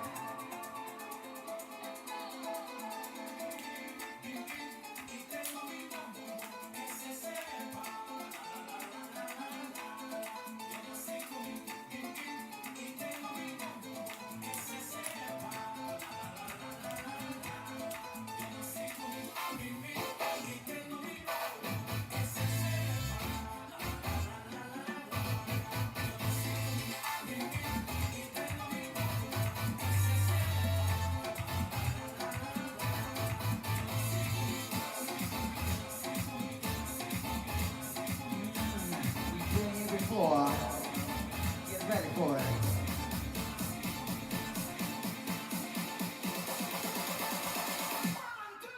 Here we go.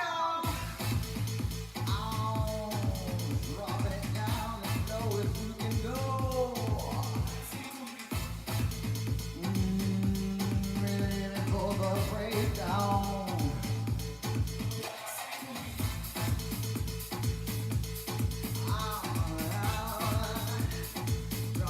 Low as you can go.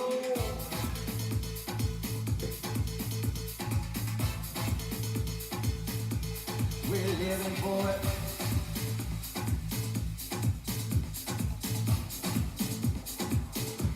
We're living for it.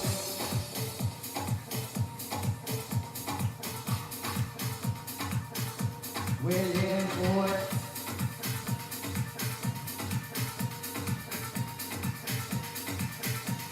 We're living for it.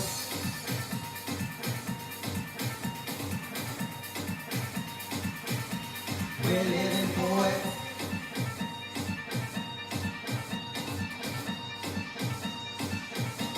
We're living for it.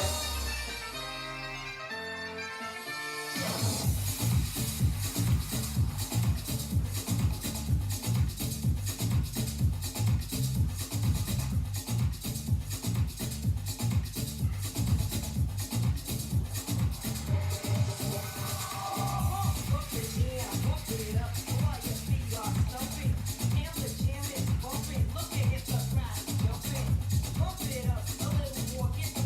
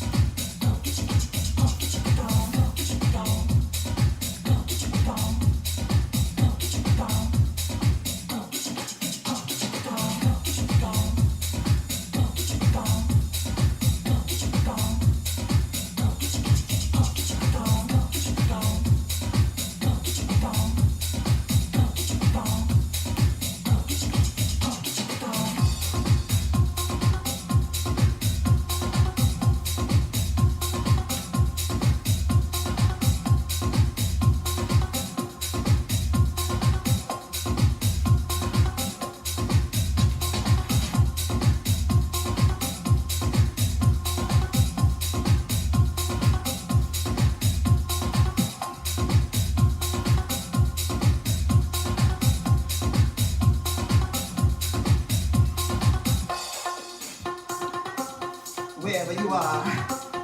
Go ahead and get your freak on. Let's go.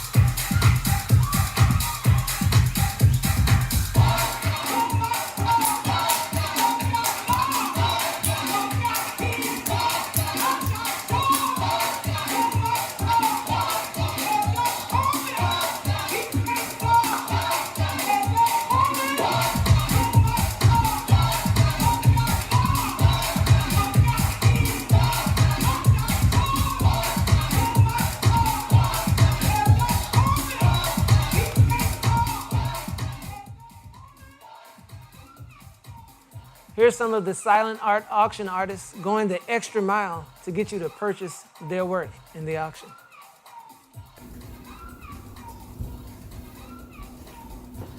Hi, my name is Pritika Rajgaria, and I'm an interdisciplinary artist located here in Houston, Texas. I'm super excited that art organizations and artists have, because I like looking at them so much. I feel like I notice different things and different views every time I see them. So I really enjoy them, and I hope you will too, and I hope that they might bring some beauty and excitement to your new life at home, where the heart is. Thank you. Hi, I'm Lucinda, painter and a printmaker. I'm based here in the Montrose area of Houston, and I teach at the Art League. I teach portrait drawing and object drawing and painting. I like to collect objects. Sometimes I use them in my classes. So I like to collect specifically miniature objects. So a friend brought me back this blue scarab from Egypt. Many of them come from my travels, and it might be just here in Houston. So I found this little ceramic wheel here in Houston in a junk shop. I've got a tiny bottle that I dug out of the earth on a trip to Spain. It was in a muddy bank, and I dug it out with my fingernails. I went to Margate last year in the UK and bought this tiny sewing machine that just punctures holes in paper. I've got a tiny skull from London and a blue saint's eye from Puebla, Mexico, which I really adore. Ciao, my name is Antonius Dean Bowie, and I am a queer, polydisciplinary artist currently based in New Haven, Connecticut. I am missing my community dearly, and when I grow up, I want to continue being a badass artist. One that is able to build community, explode our imagination, and critique structures of power while still providing glimpses of joy, justice, equity, and a utopia that we are all collectively working towards. So thank you so much for supporting Art League Houston by partaking in this gala and supporting the livelihood of so many working artists struggling in this day and age. Don't stop fighting, don't stop rallying, don't stop protesting. Let's go out there, vote, shake things up, and work towards that utopia together, because the world is burning and we need you. Hi, my name is Orna Feinstein. My art is inspired by the organic and geometric in nature, and especially as seen in trees, tree trunks, branches, and roots. I like to experiment with new materials so I can express the constant changes in nature and life. Hi, I'm Nissa Juno. I'm a painter based in Houston, Texas, and I teach linear perspective drawing at Art League Houston.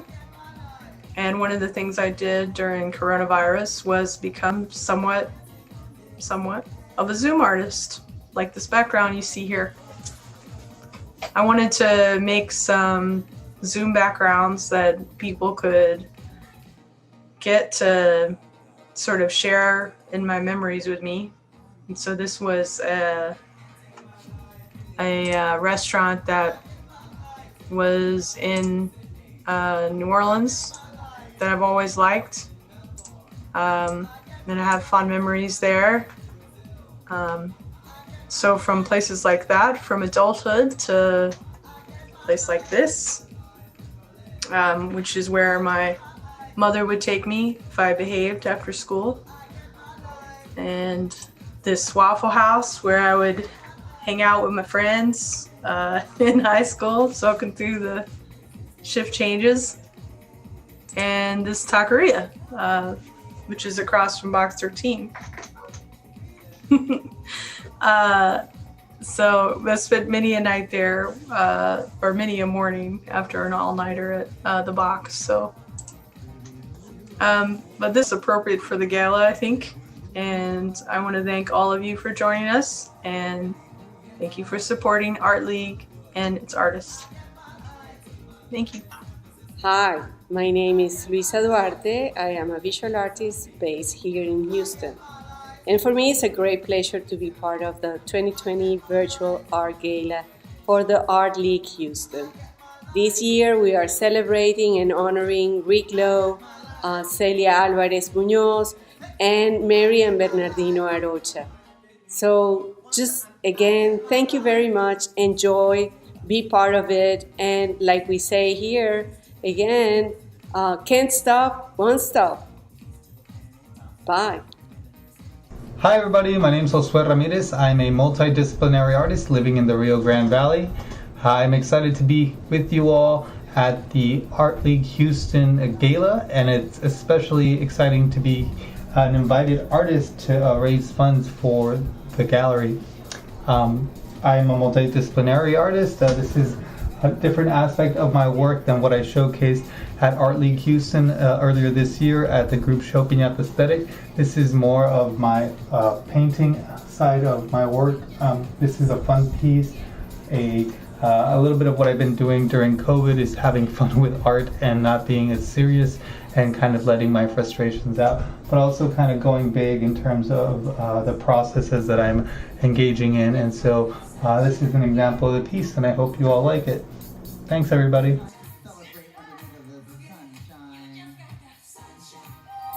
With some boogie and good times. We like to do nothing but spread love. It's all about the love and the groove, y'all. All about the love and the groove.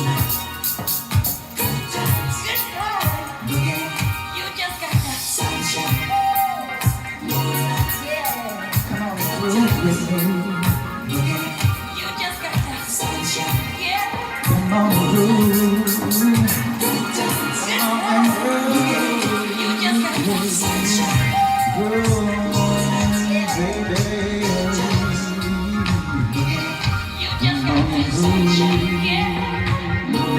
Come on, groove. Come on, groove.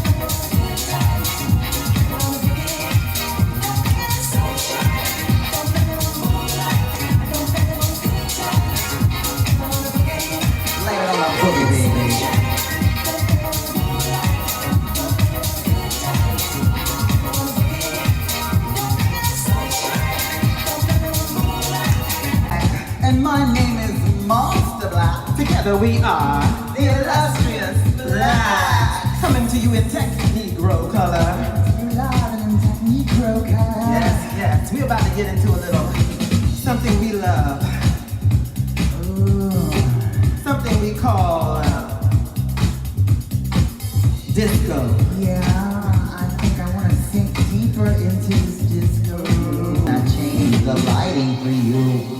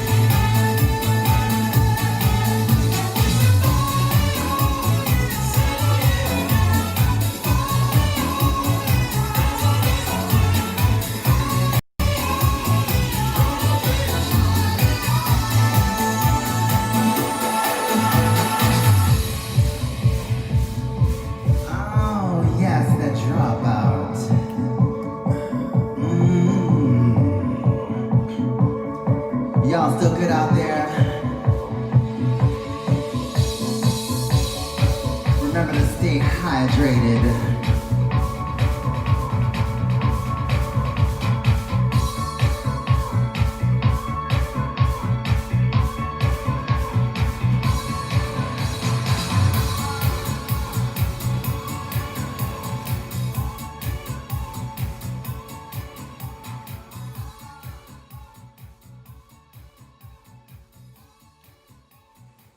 Let's take a break from dancing and check out some folks giving some congrats to our honorees. You might know some of these people. You might not know some of these people, but it'll be okay. Rick, ever since I've known you, I have just been impressed with your vision. When you first laid out the plan for Project Row Houses, I was on board. The energy that you had, the vision was amazing, and you have been destined for greatness. You have, let's put it like this, the stars have aligned and everything has worked. And your whole concept of just art in the community and just how it just felt so soothing to be at Project Row Houses. I will never forget it. It's been a part of my life, and I'm back on the board because of it. And I just thank you for everything that you've done. And good luck to you and congratulations. Hi, Rick. This one's for you. I wanted to thank you for Project Row Houses. When I arrived in Houston in 1996, it was fairly new. I think it was 2 years open, and a super exciting project and venue to visit and to keep visiting. And so prescient about community work, social justice as part of art. So thank you for bringing Project Row Houses to our community. And yeah, also I've enjoyed seeing your own work emerge more over the past 2 years. And just want to say congratulations for being Texas Artist of the Year. Super well deserved. And thank you for all your additions to the community. Hey, Rick, Celia, Mary, and Bernard. Congratulations on your amazing honor from Art League Houston. Ju Young and I are wishing you peace and wellness, and we wish we could be there to celebrate with you in person. But thankfully, we'll be able to be there virtually. It's an amazing honor for you, and you all have done so much for the arts community here in Houston. So your honors are very well deserved. Again, we're looking forward to the 16th when we can be there virtually to celebrate with you.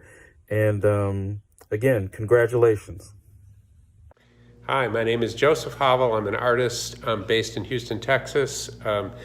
And I want to say congratulations to the honorees. Bernie and Mary Arocha are good friends of mine. And Celia, I haven't seen you for a long time, but congratulations to you, well deserved. And one of my very, very dearest friends, Rick Lowe. Brother, congratulations to you. And I'm happy to, I wish I could be there. Wish we celebrate, but I'm happy that this is a good, a well-deserved honor for you. All right, take care. Bye-bye. Hey, Celia. Hey, Rick. And Mr. and Mrs. Arocha. Congratulations for being in the game. I just want Celia to know one thing. Hey, mi comadre, you are the reina. Hello, we're here to congratulate Art League Houston's 2020 worthy honorees.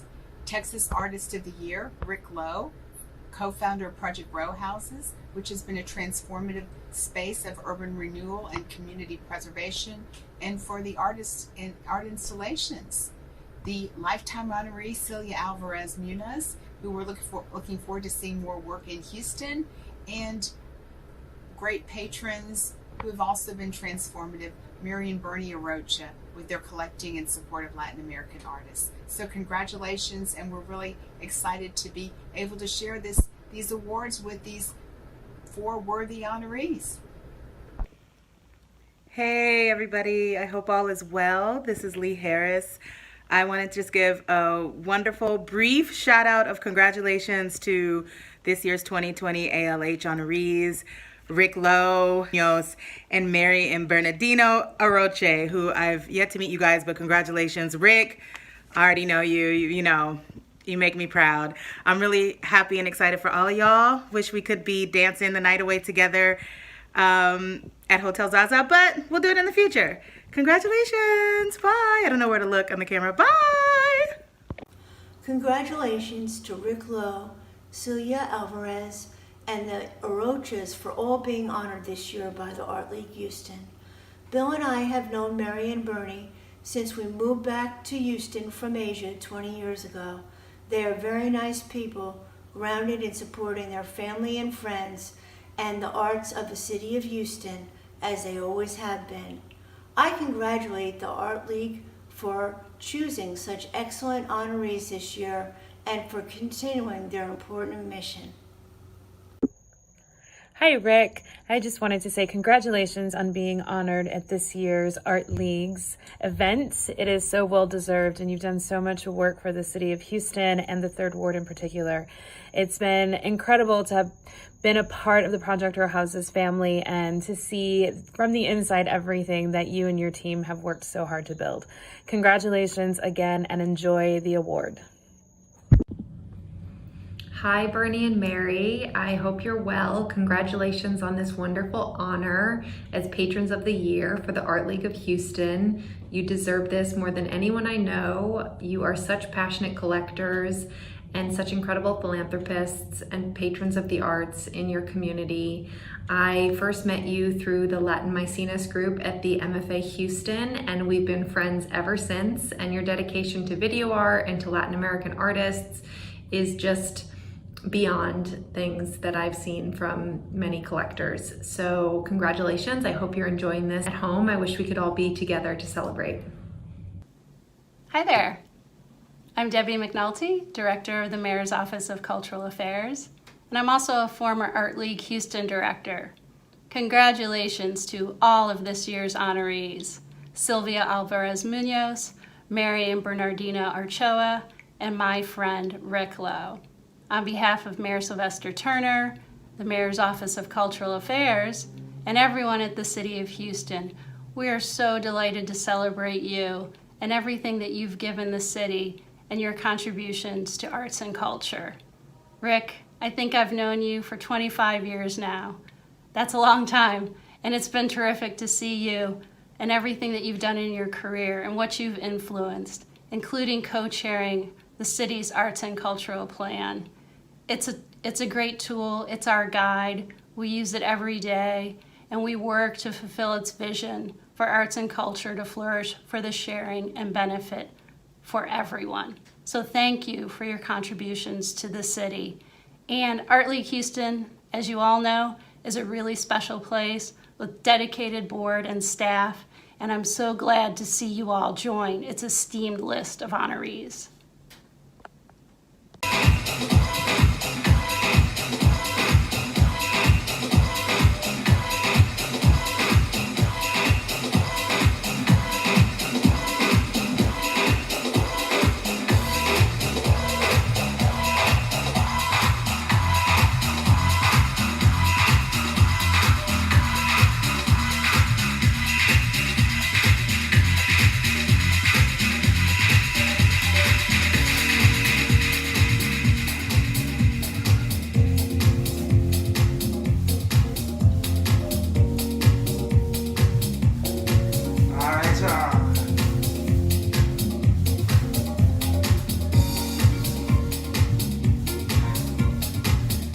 So honored to be here, sharing space with you today.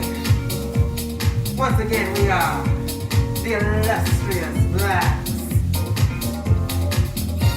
Be sure to follow us on Instagram, Facebook, and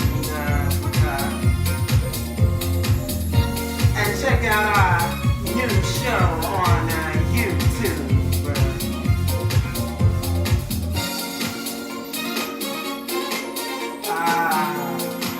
Let's get into this.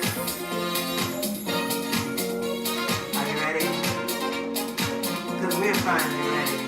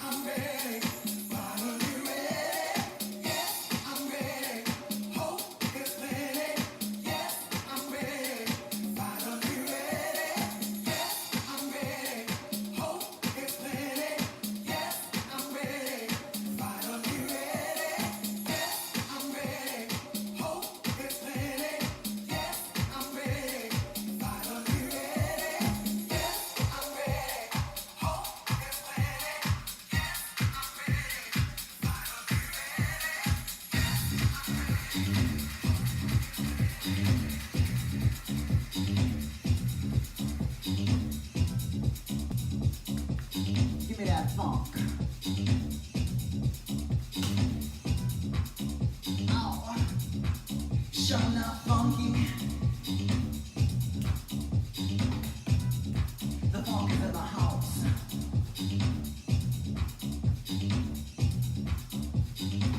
Find my fire, feel my dream.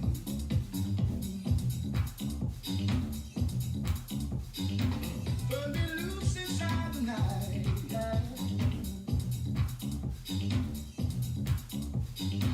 Find my fire, feel my dream. Burn me loose inside the night.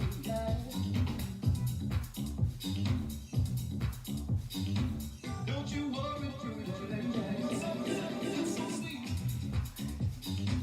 Yeah, that's right. Make it so funky and stinky, baby.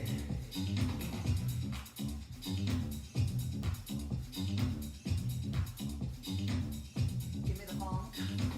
Find my fire, feel my dream.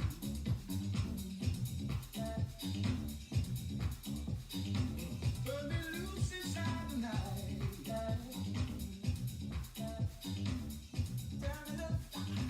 You're so good, you're so sweet. Let me turn up the heat. Let me turn up the heat.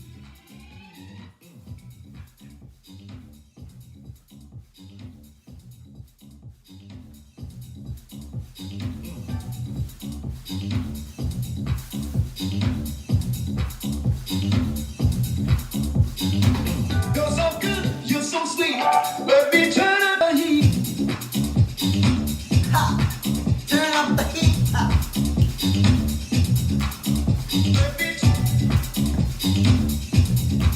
turn up the heat. Ha!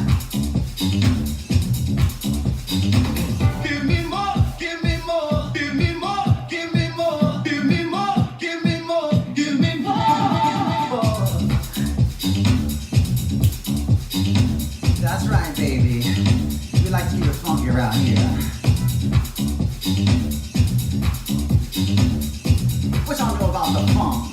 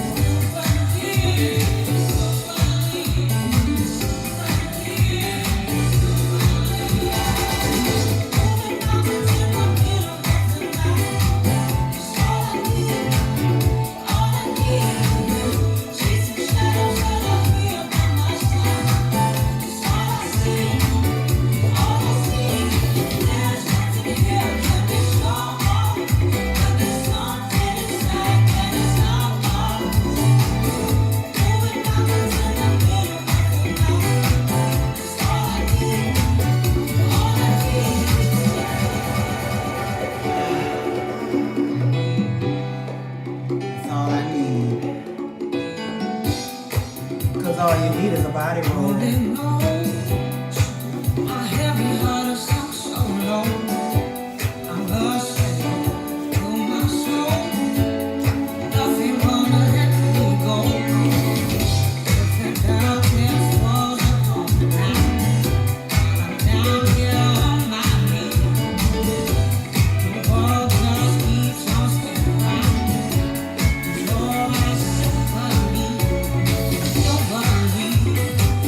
Don't believe.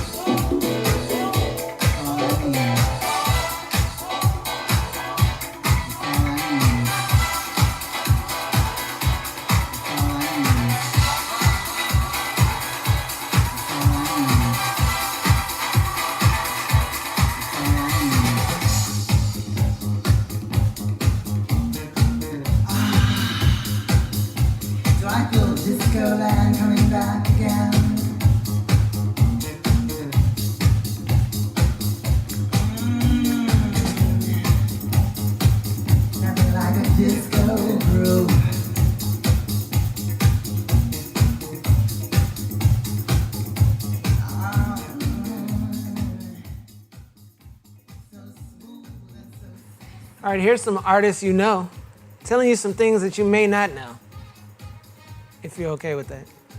Hello, my name is Bradley Curl. I'm a painter based in Houston, Texas. Over the past few months especially, I've tried to find solace in nature, in small moments here and there, and I've made a small watercolor, maybe the smallest you've ever seen, for the silent auction. There it is. Hi, my name is Julie DeVries, and I'm a painter based in Houston. And in this new reality, I miss the most taking my 84-year-old uncle out to brunch every Sunday. In fact, I haven't seen him since it all started. So yeah, that's what I miss. And just brunch in general, and going to restaurants in general, and being served in general. But yeah. And hugs. I miss hugs. Thank you. Hi, my name is Terry Supreme, and I'm a painter based in Houston, Texas. My favorite movie is Fassbender's Ali Theory to the Soul, and my favorite bad movie is Evil Dead. If I could have lunch with anyone in history, it would be Emilio Fiorin and Joseph Forrest. Hello everyone, my name is Nicole Lanier. I'm a Houston-based artist and professional messmaker. And my favorite bad movie is I Heart Honeybees. Hi, my name is Maria Christina Jadek, also known as Christy. I'm a Houston-based artist. My work tends to be concise to the themes of politics, the environment, and social justice. I am really happy to be here with all of you to help celebrate, congratulate, and honor these really deserving honorees. Celia and Rick, you rock. I have been personally inspired by you. I'm incredibly amazed at the consistent, high quality, high social impact work that you have made year after year, and how it uplifts the community and enriches the community. Thank you so much. I can't wait to see what you do next. Congratulations, felicidades, muchísimas gracias. And to the Arocha, a wonderful couple, thank you for your dedication and sustaining efforts to help the arts and artists in the state of Texas and in Houston. It's very needed, very well, and so appreciated. Meeting you over the My artwork in the auction is called Love Each Other, Mask Up, Memoriam of Forest Prince. Sadly, Forest Prince, the beloved artist in Texas, passed away recently due to the coronavirus. My work is intended to call attention to the lack of a national policy to mitigate the coronavirus pandemic. My work is using social ethnography by focusing on U.S. government instead of asking us to learn, who's asking us to love each other, to wear a mask and help save lives. In this divisive time, I'm trying to get us all together in common cause and in be well, be happy, be safe.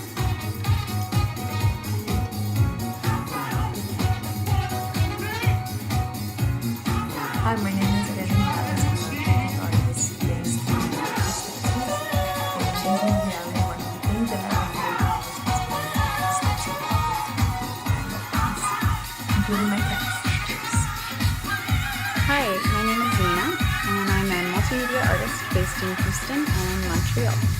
I am currently working on a public art piece at Exploration Green Conservancy in Clear Lake, funded by the City of Houston and administered by artists. I am also making a baby. The cure is love.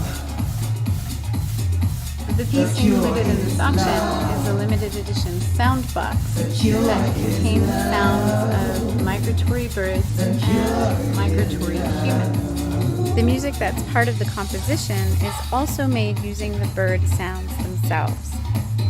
So my message to the world in these crazy times is to take a moment and stop and listen to the birds and to each other.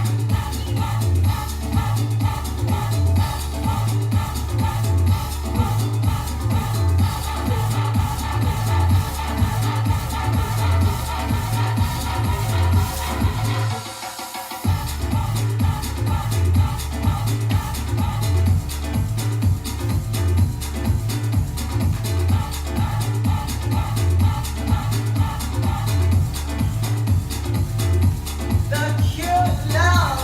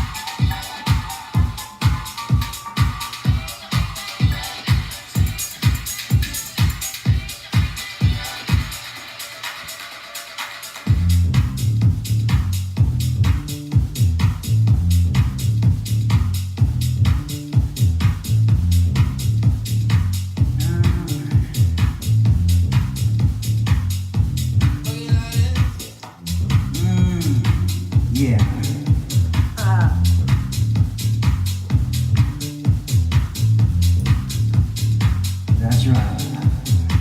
We like to talk.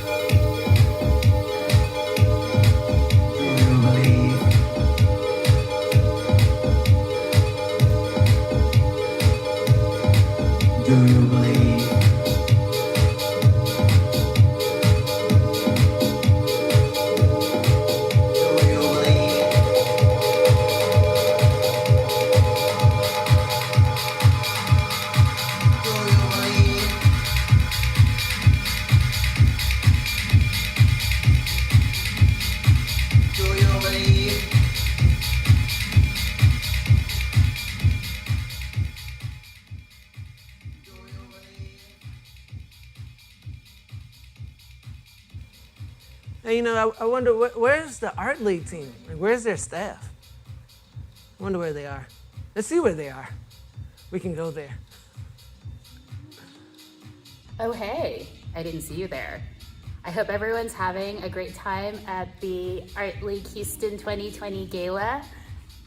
Hope everyone's making new friends and seeing old friends. And I hope you have a drink in hand.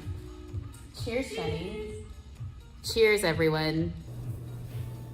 I'm taking a step away to make a drink. I'm making an alcoholic Arnold Palmer with deep someone sweet tea vodka because they're not sponsored in this gala. But I hope y'all are having a great time. And thank you so much for coming out and bidding in our silent auction and just helping us celebrate. Yeah. Ooh, yeah.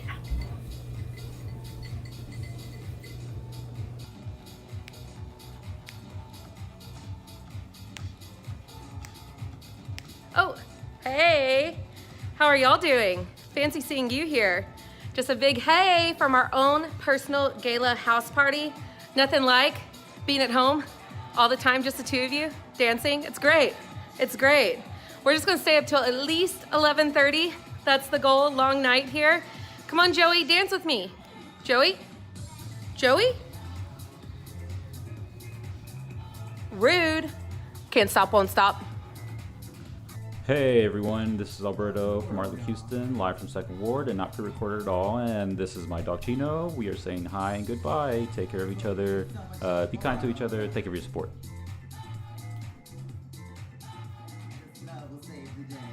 Hi everyone, hope you're having a great night. I'm just hanging out in the front gallery in Celia Alvarez Munoz's show with Afi. Hope you're having a wonderful evening. Come check out the shows.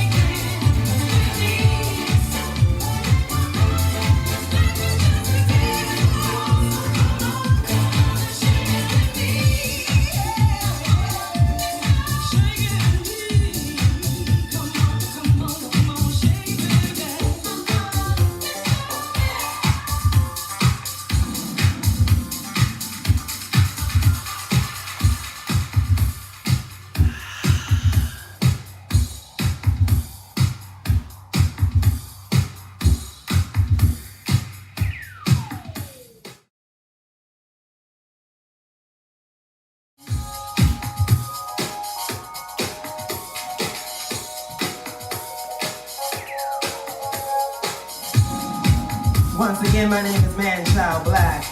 And my name is Monster Black. Together we are the Illustrious Blacks. And we want to thank Art League Houston for having us. Yeah, thank you so much. And all of you for blasting off and body rolling and yes, hip shaking. Body roll. We'll see you soon. In the meantime, in between time, live the high life.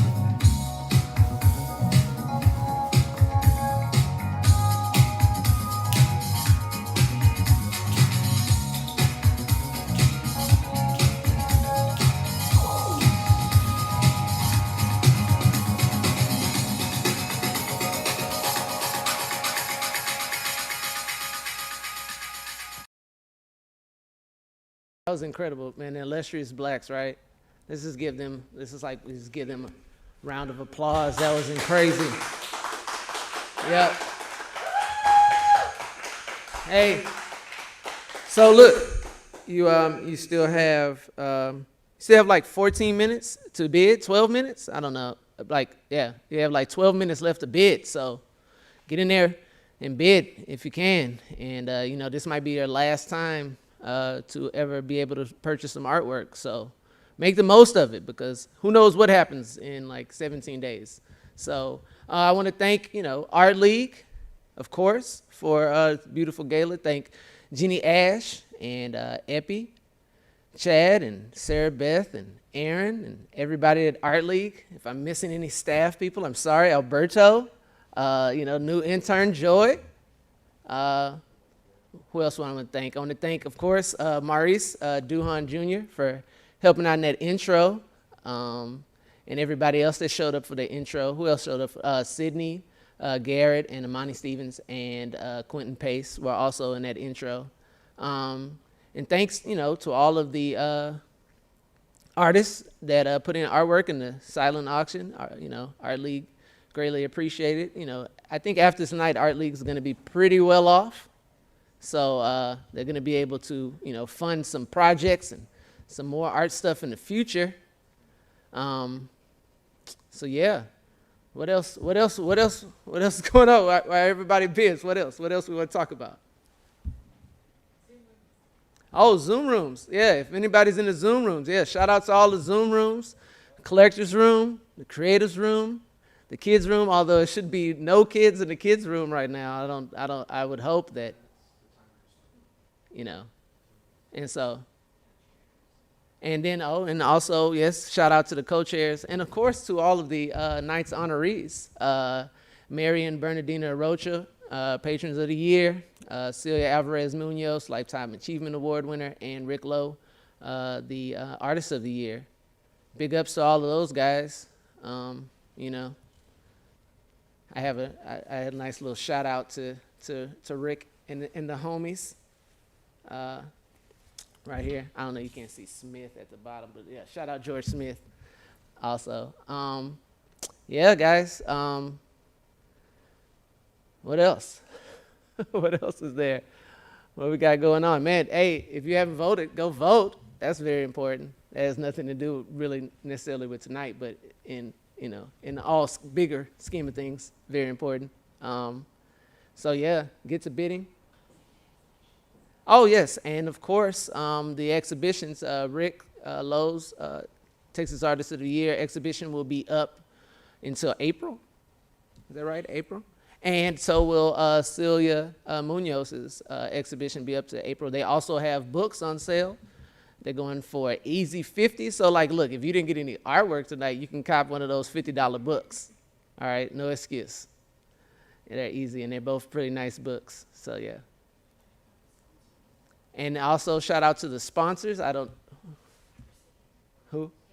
Paper City, sponsor. Field Study, right? Field Study. Shout out to Field Study. Really, really nice designs on the flyers. Eighth Wonder. Thank you to those guys. Anything else? Any other sponsors? Phonology.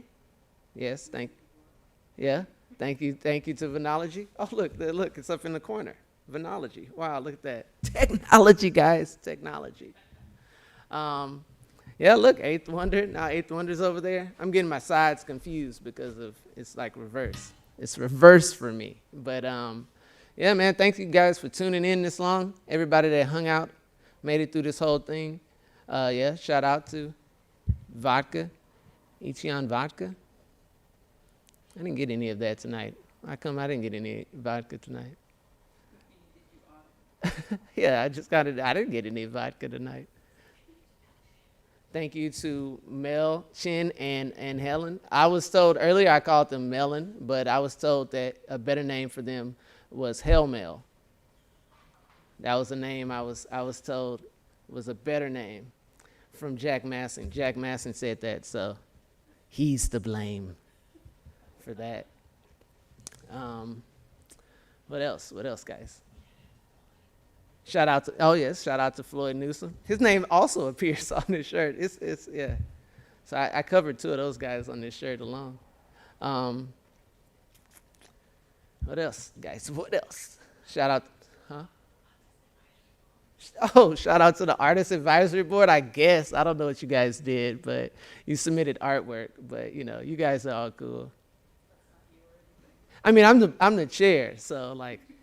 I'm the chair of the art advisory, so we already are covered here, but and they haven't really done much, and they don't have much to do until a good while, so thanks to COVID. But hey, man, virtual galas, it's pretty awesome. Whose upcoming show? I don't have an upcoming. You say where? I have an upcoming show? Well, I post. COVID is messing everything up, but good things in the future. 5 minutes left almost. Keep bidding, guys. Keep if you have if you're really hesitant on just click it. Just go for it. Just go for it. Act like it's your last chance to buy art. It could be gone tomorrow. And 50% goes to the artists. Some of them, the artists that chose to do that. Some artists might have just chose to give it all to Art League, and kudos to those artists. I remember how that is. I recall those days of being like, I got to take 50 Art League. You know how it is. But yeah, this was fun, man. Illustrious Blacks, though, goodness, those dudes. You say what? Oh, who's taking requests? Our league is taking requests for future events? Oh, okay. Like what kind of events? Any event? Weddings? Oh, you can have weddings at Art League? What about, Shabbat Shalom. I forgot to say that earlier. I guess, yeah. It could be a wedding here. It'd be pretty nice. We got enough room in the main gallery.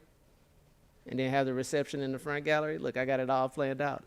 I think Maurice does. He's a master. He does weddings and stuff. Okay, Maurice. Maurice will perform wherever you ask Maurice to perform. Maurice Duhan Jr. would do anything for money, right to the camera. And you can take classes, and the classes are virtual, right now. Is correct? Yeah, virtual school.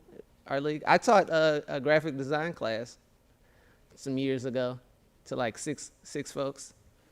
I taught them how to make flyers. I don't know if they retained the knowledge, but it was fun. It was a fun experience. Thank you to Wendy Watchers. Yes, a funny joke with your name, Wendy. Someone to tell you about that. I'll let Jenny tell you about that. But thank you to Wendy. All right, we got 3 minutes left, guys. 3 minutes left. It'd be so cool if we had the money total that we made from the whole thing, just scrolling behind me. That'd be so awesome. But this is still a nice backdrop. I want to also shout out to the 2 ferns here with me.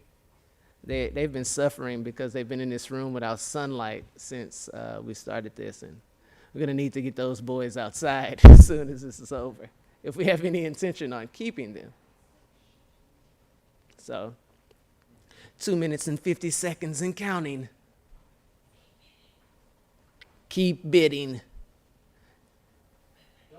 Didn't you guys, I mean, hey, I just want to point out real quick though, if you watch this over at some point, make sure to notice when the Art League staff came up and how Jenny was dancing in the background and Jenny's hair was down.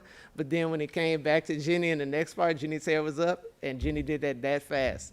That was all live. Jenny made her hair go from down to up in like less than like 3 seconds. It was incredible. So yeah. And big shout out to Jenny Ash, everybody. I just want everybody, you know, Jenny is our queen on this side of the pond.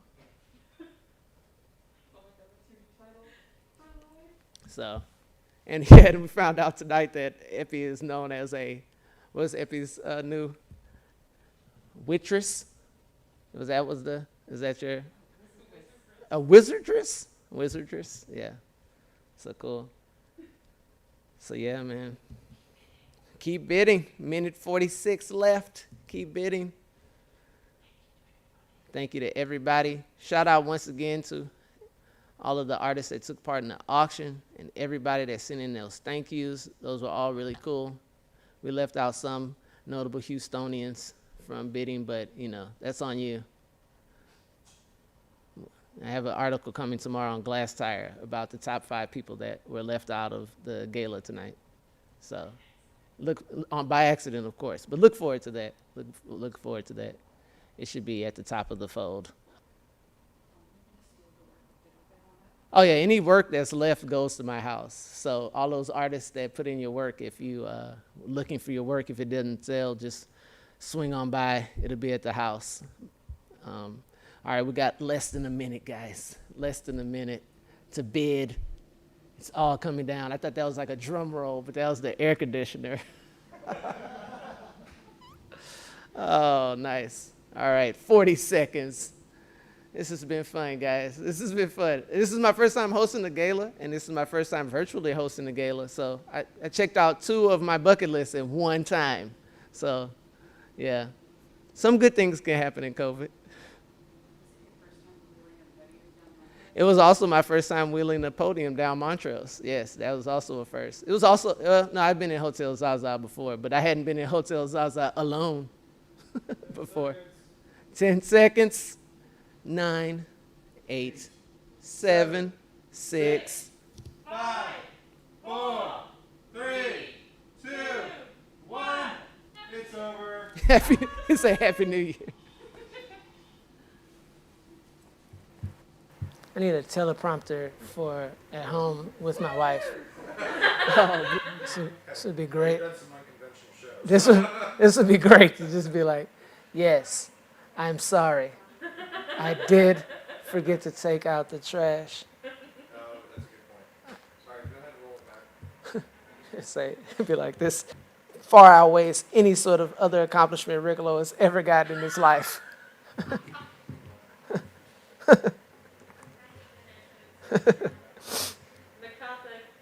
Yeah, the MacArthur grad, come on. That's like perfect attendance in elementary school. This is the real award. This is the real thing. Doesn't pay the same, I'm pretty sure. but yeah, but I mean, that's what I'm saying. It's about the love. It's about, this is your people giving back to you. MacArthur grad didn't know Rick. They were just like, you know, we like those row houses. And everyone else is stealing that idea, so might as well give it to them.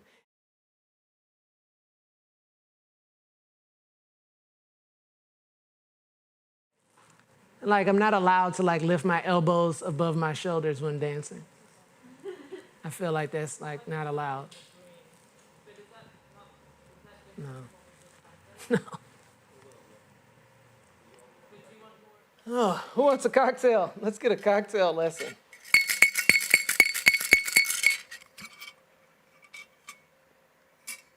Empty. You thought something was gonna pour out of here. All right, well, now let's hear from some honorees. And by folks, I mean all kind of folks, you know. Guy around the corner, mailman, maybe the mayor, who knows? Folks, that's a Texas word for sure. What's the definition of folks? Like anybody. Folks. It hurts. All right. I don't know, you said that, Afi. I don't want Mel Chin coming after me. Mel Chin wears glasses with one eye patch every day, all his life. Like, I am not fucking around with Mel Chin. And he's from Fifth Ward. No, make it for the Mel Chin's partner.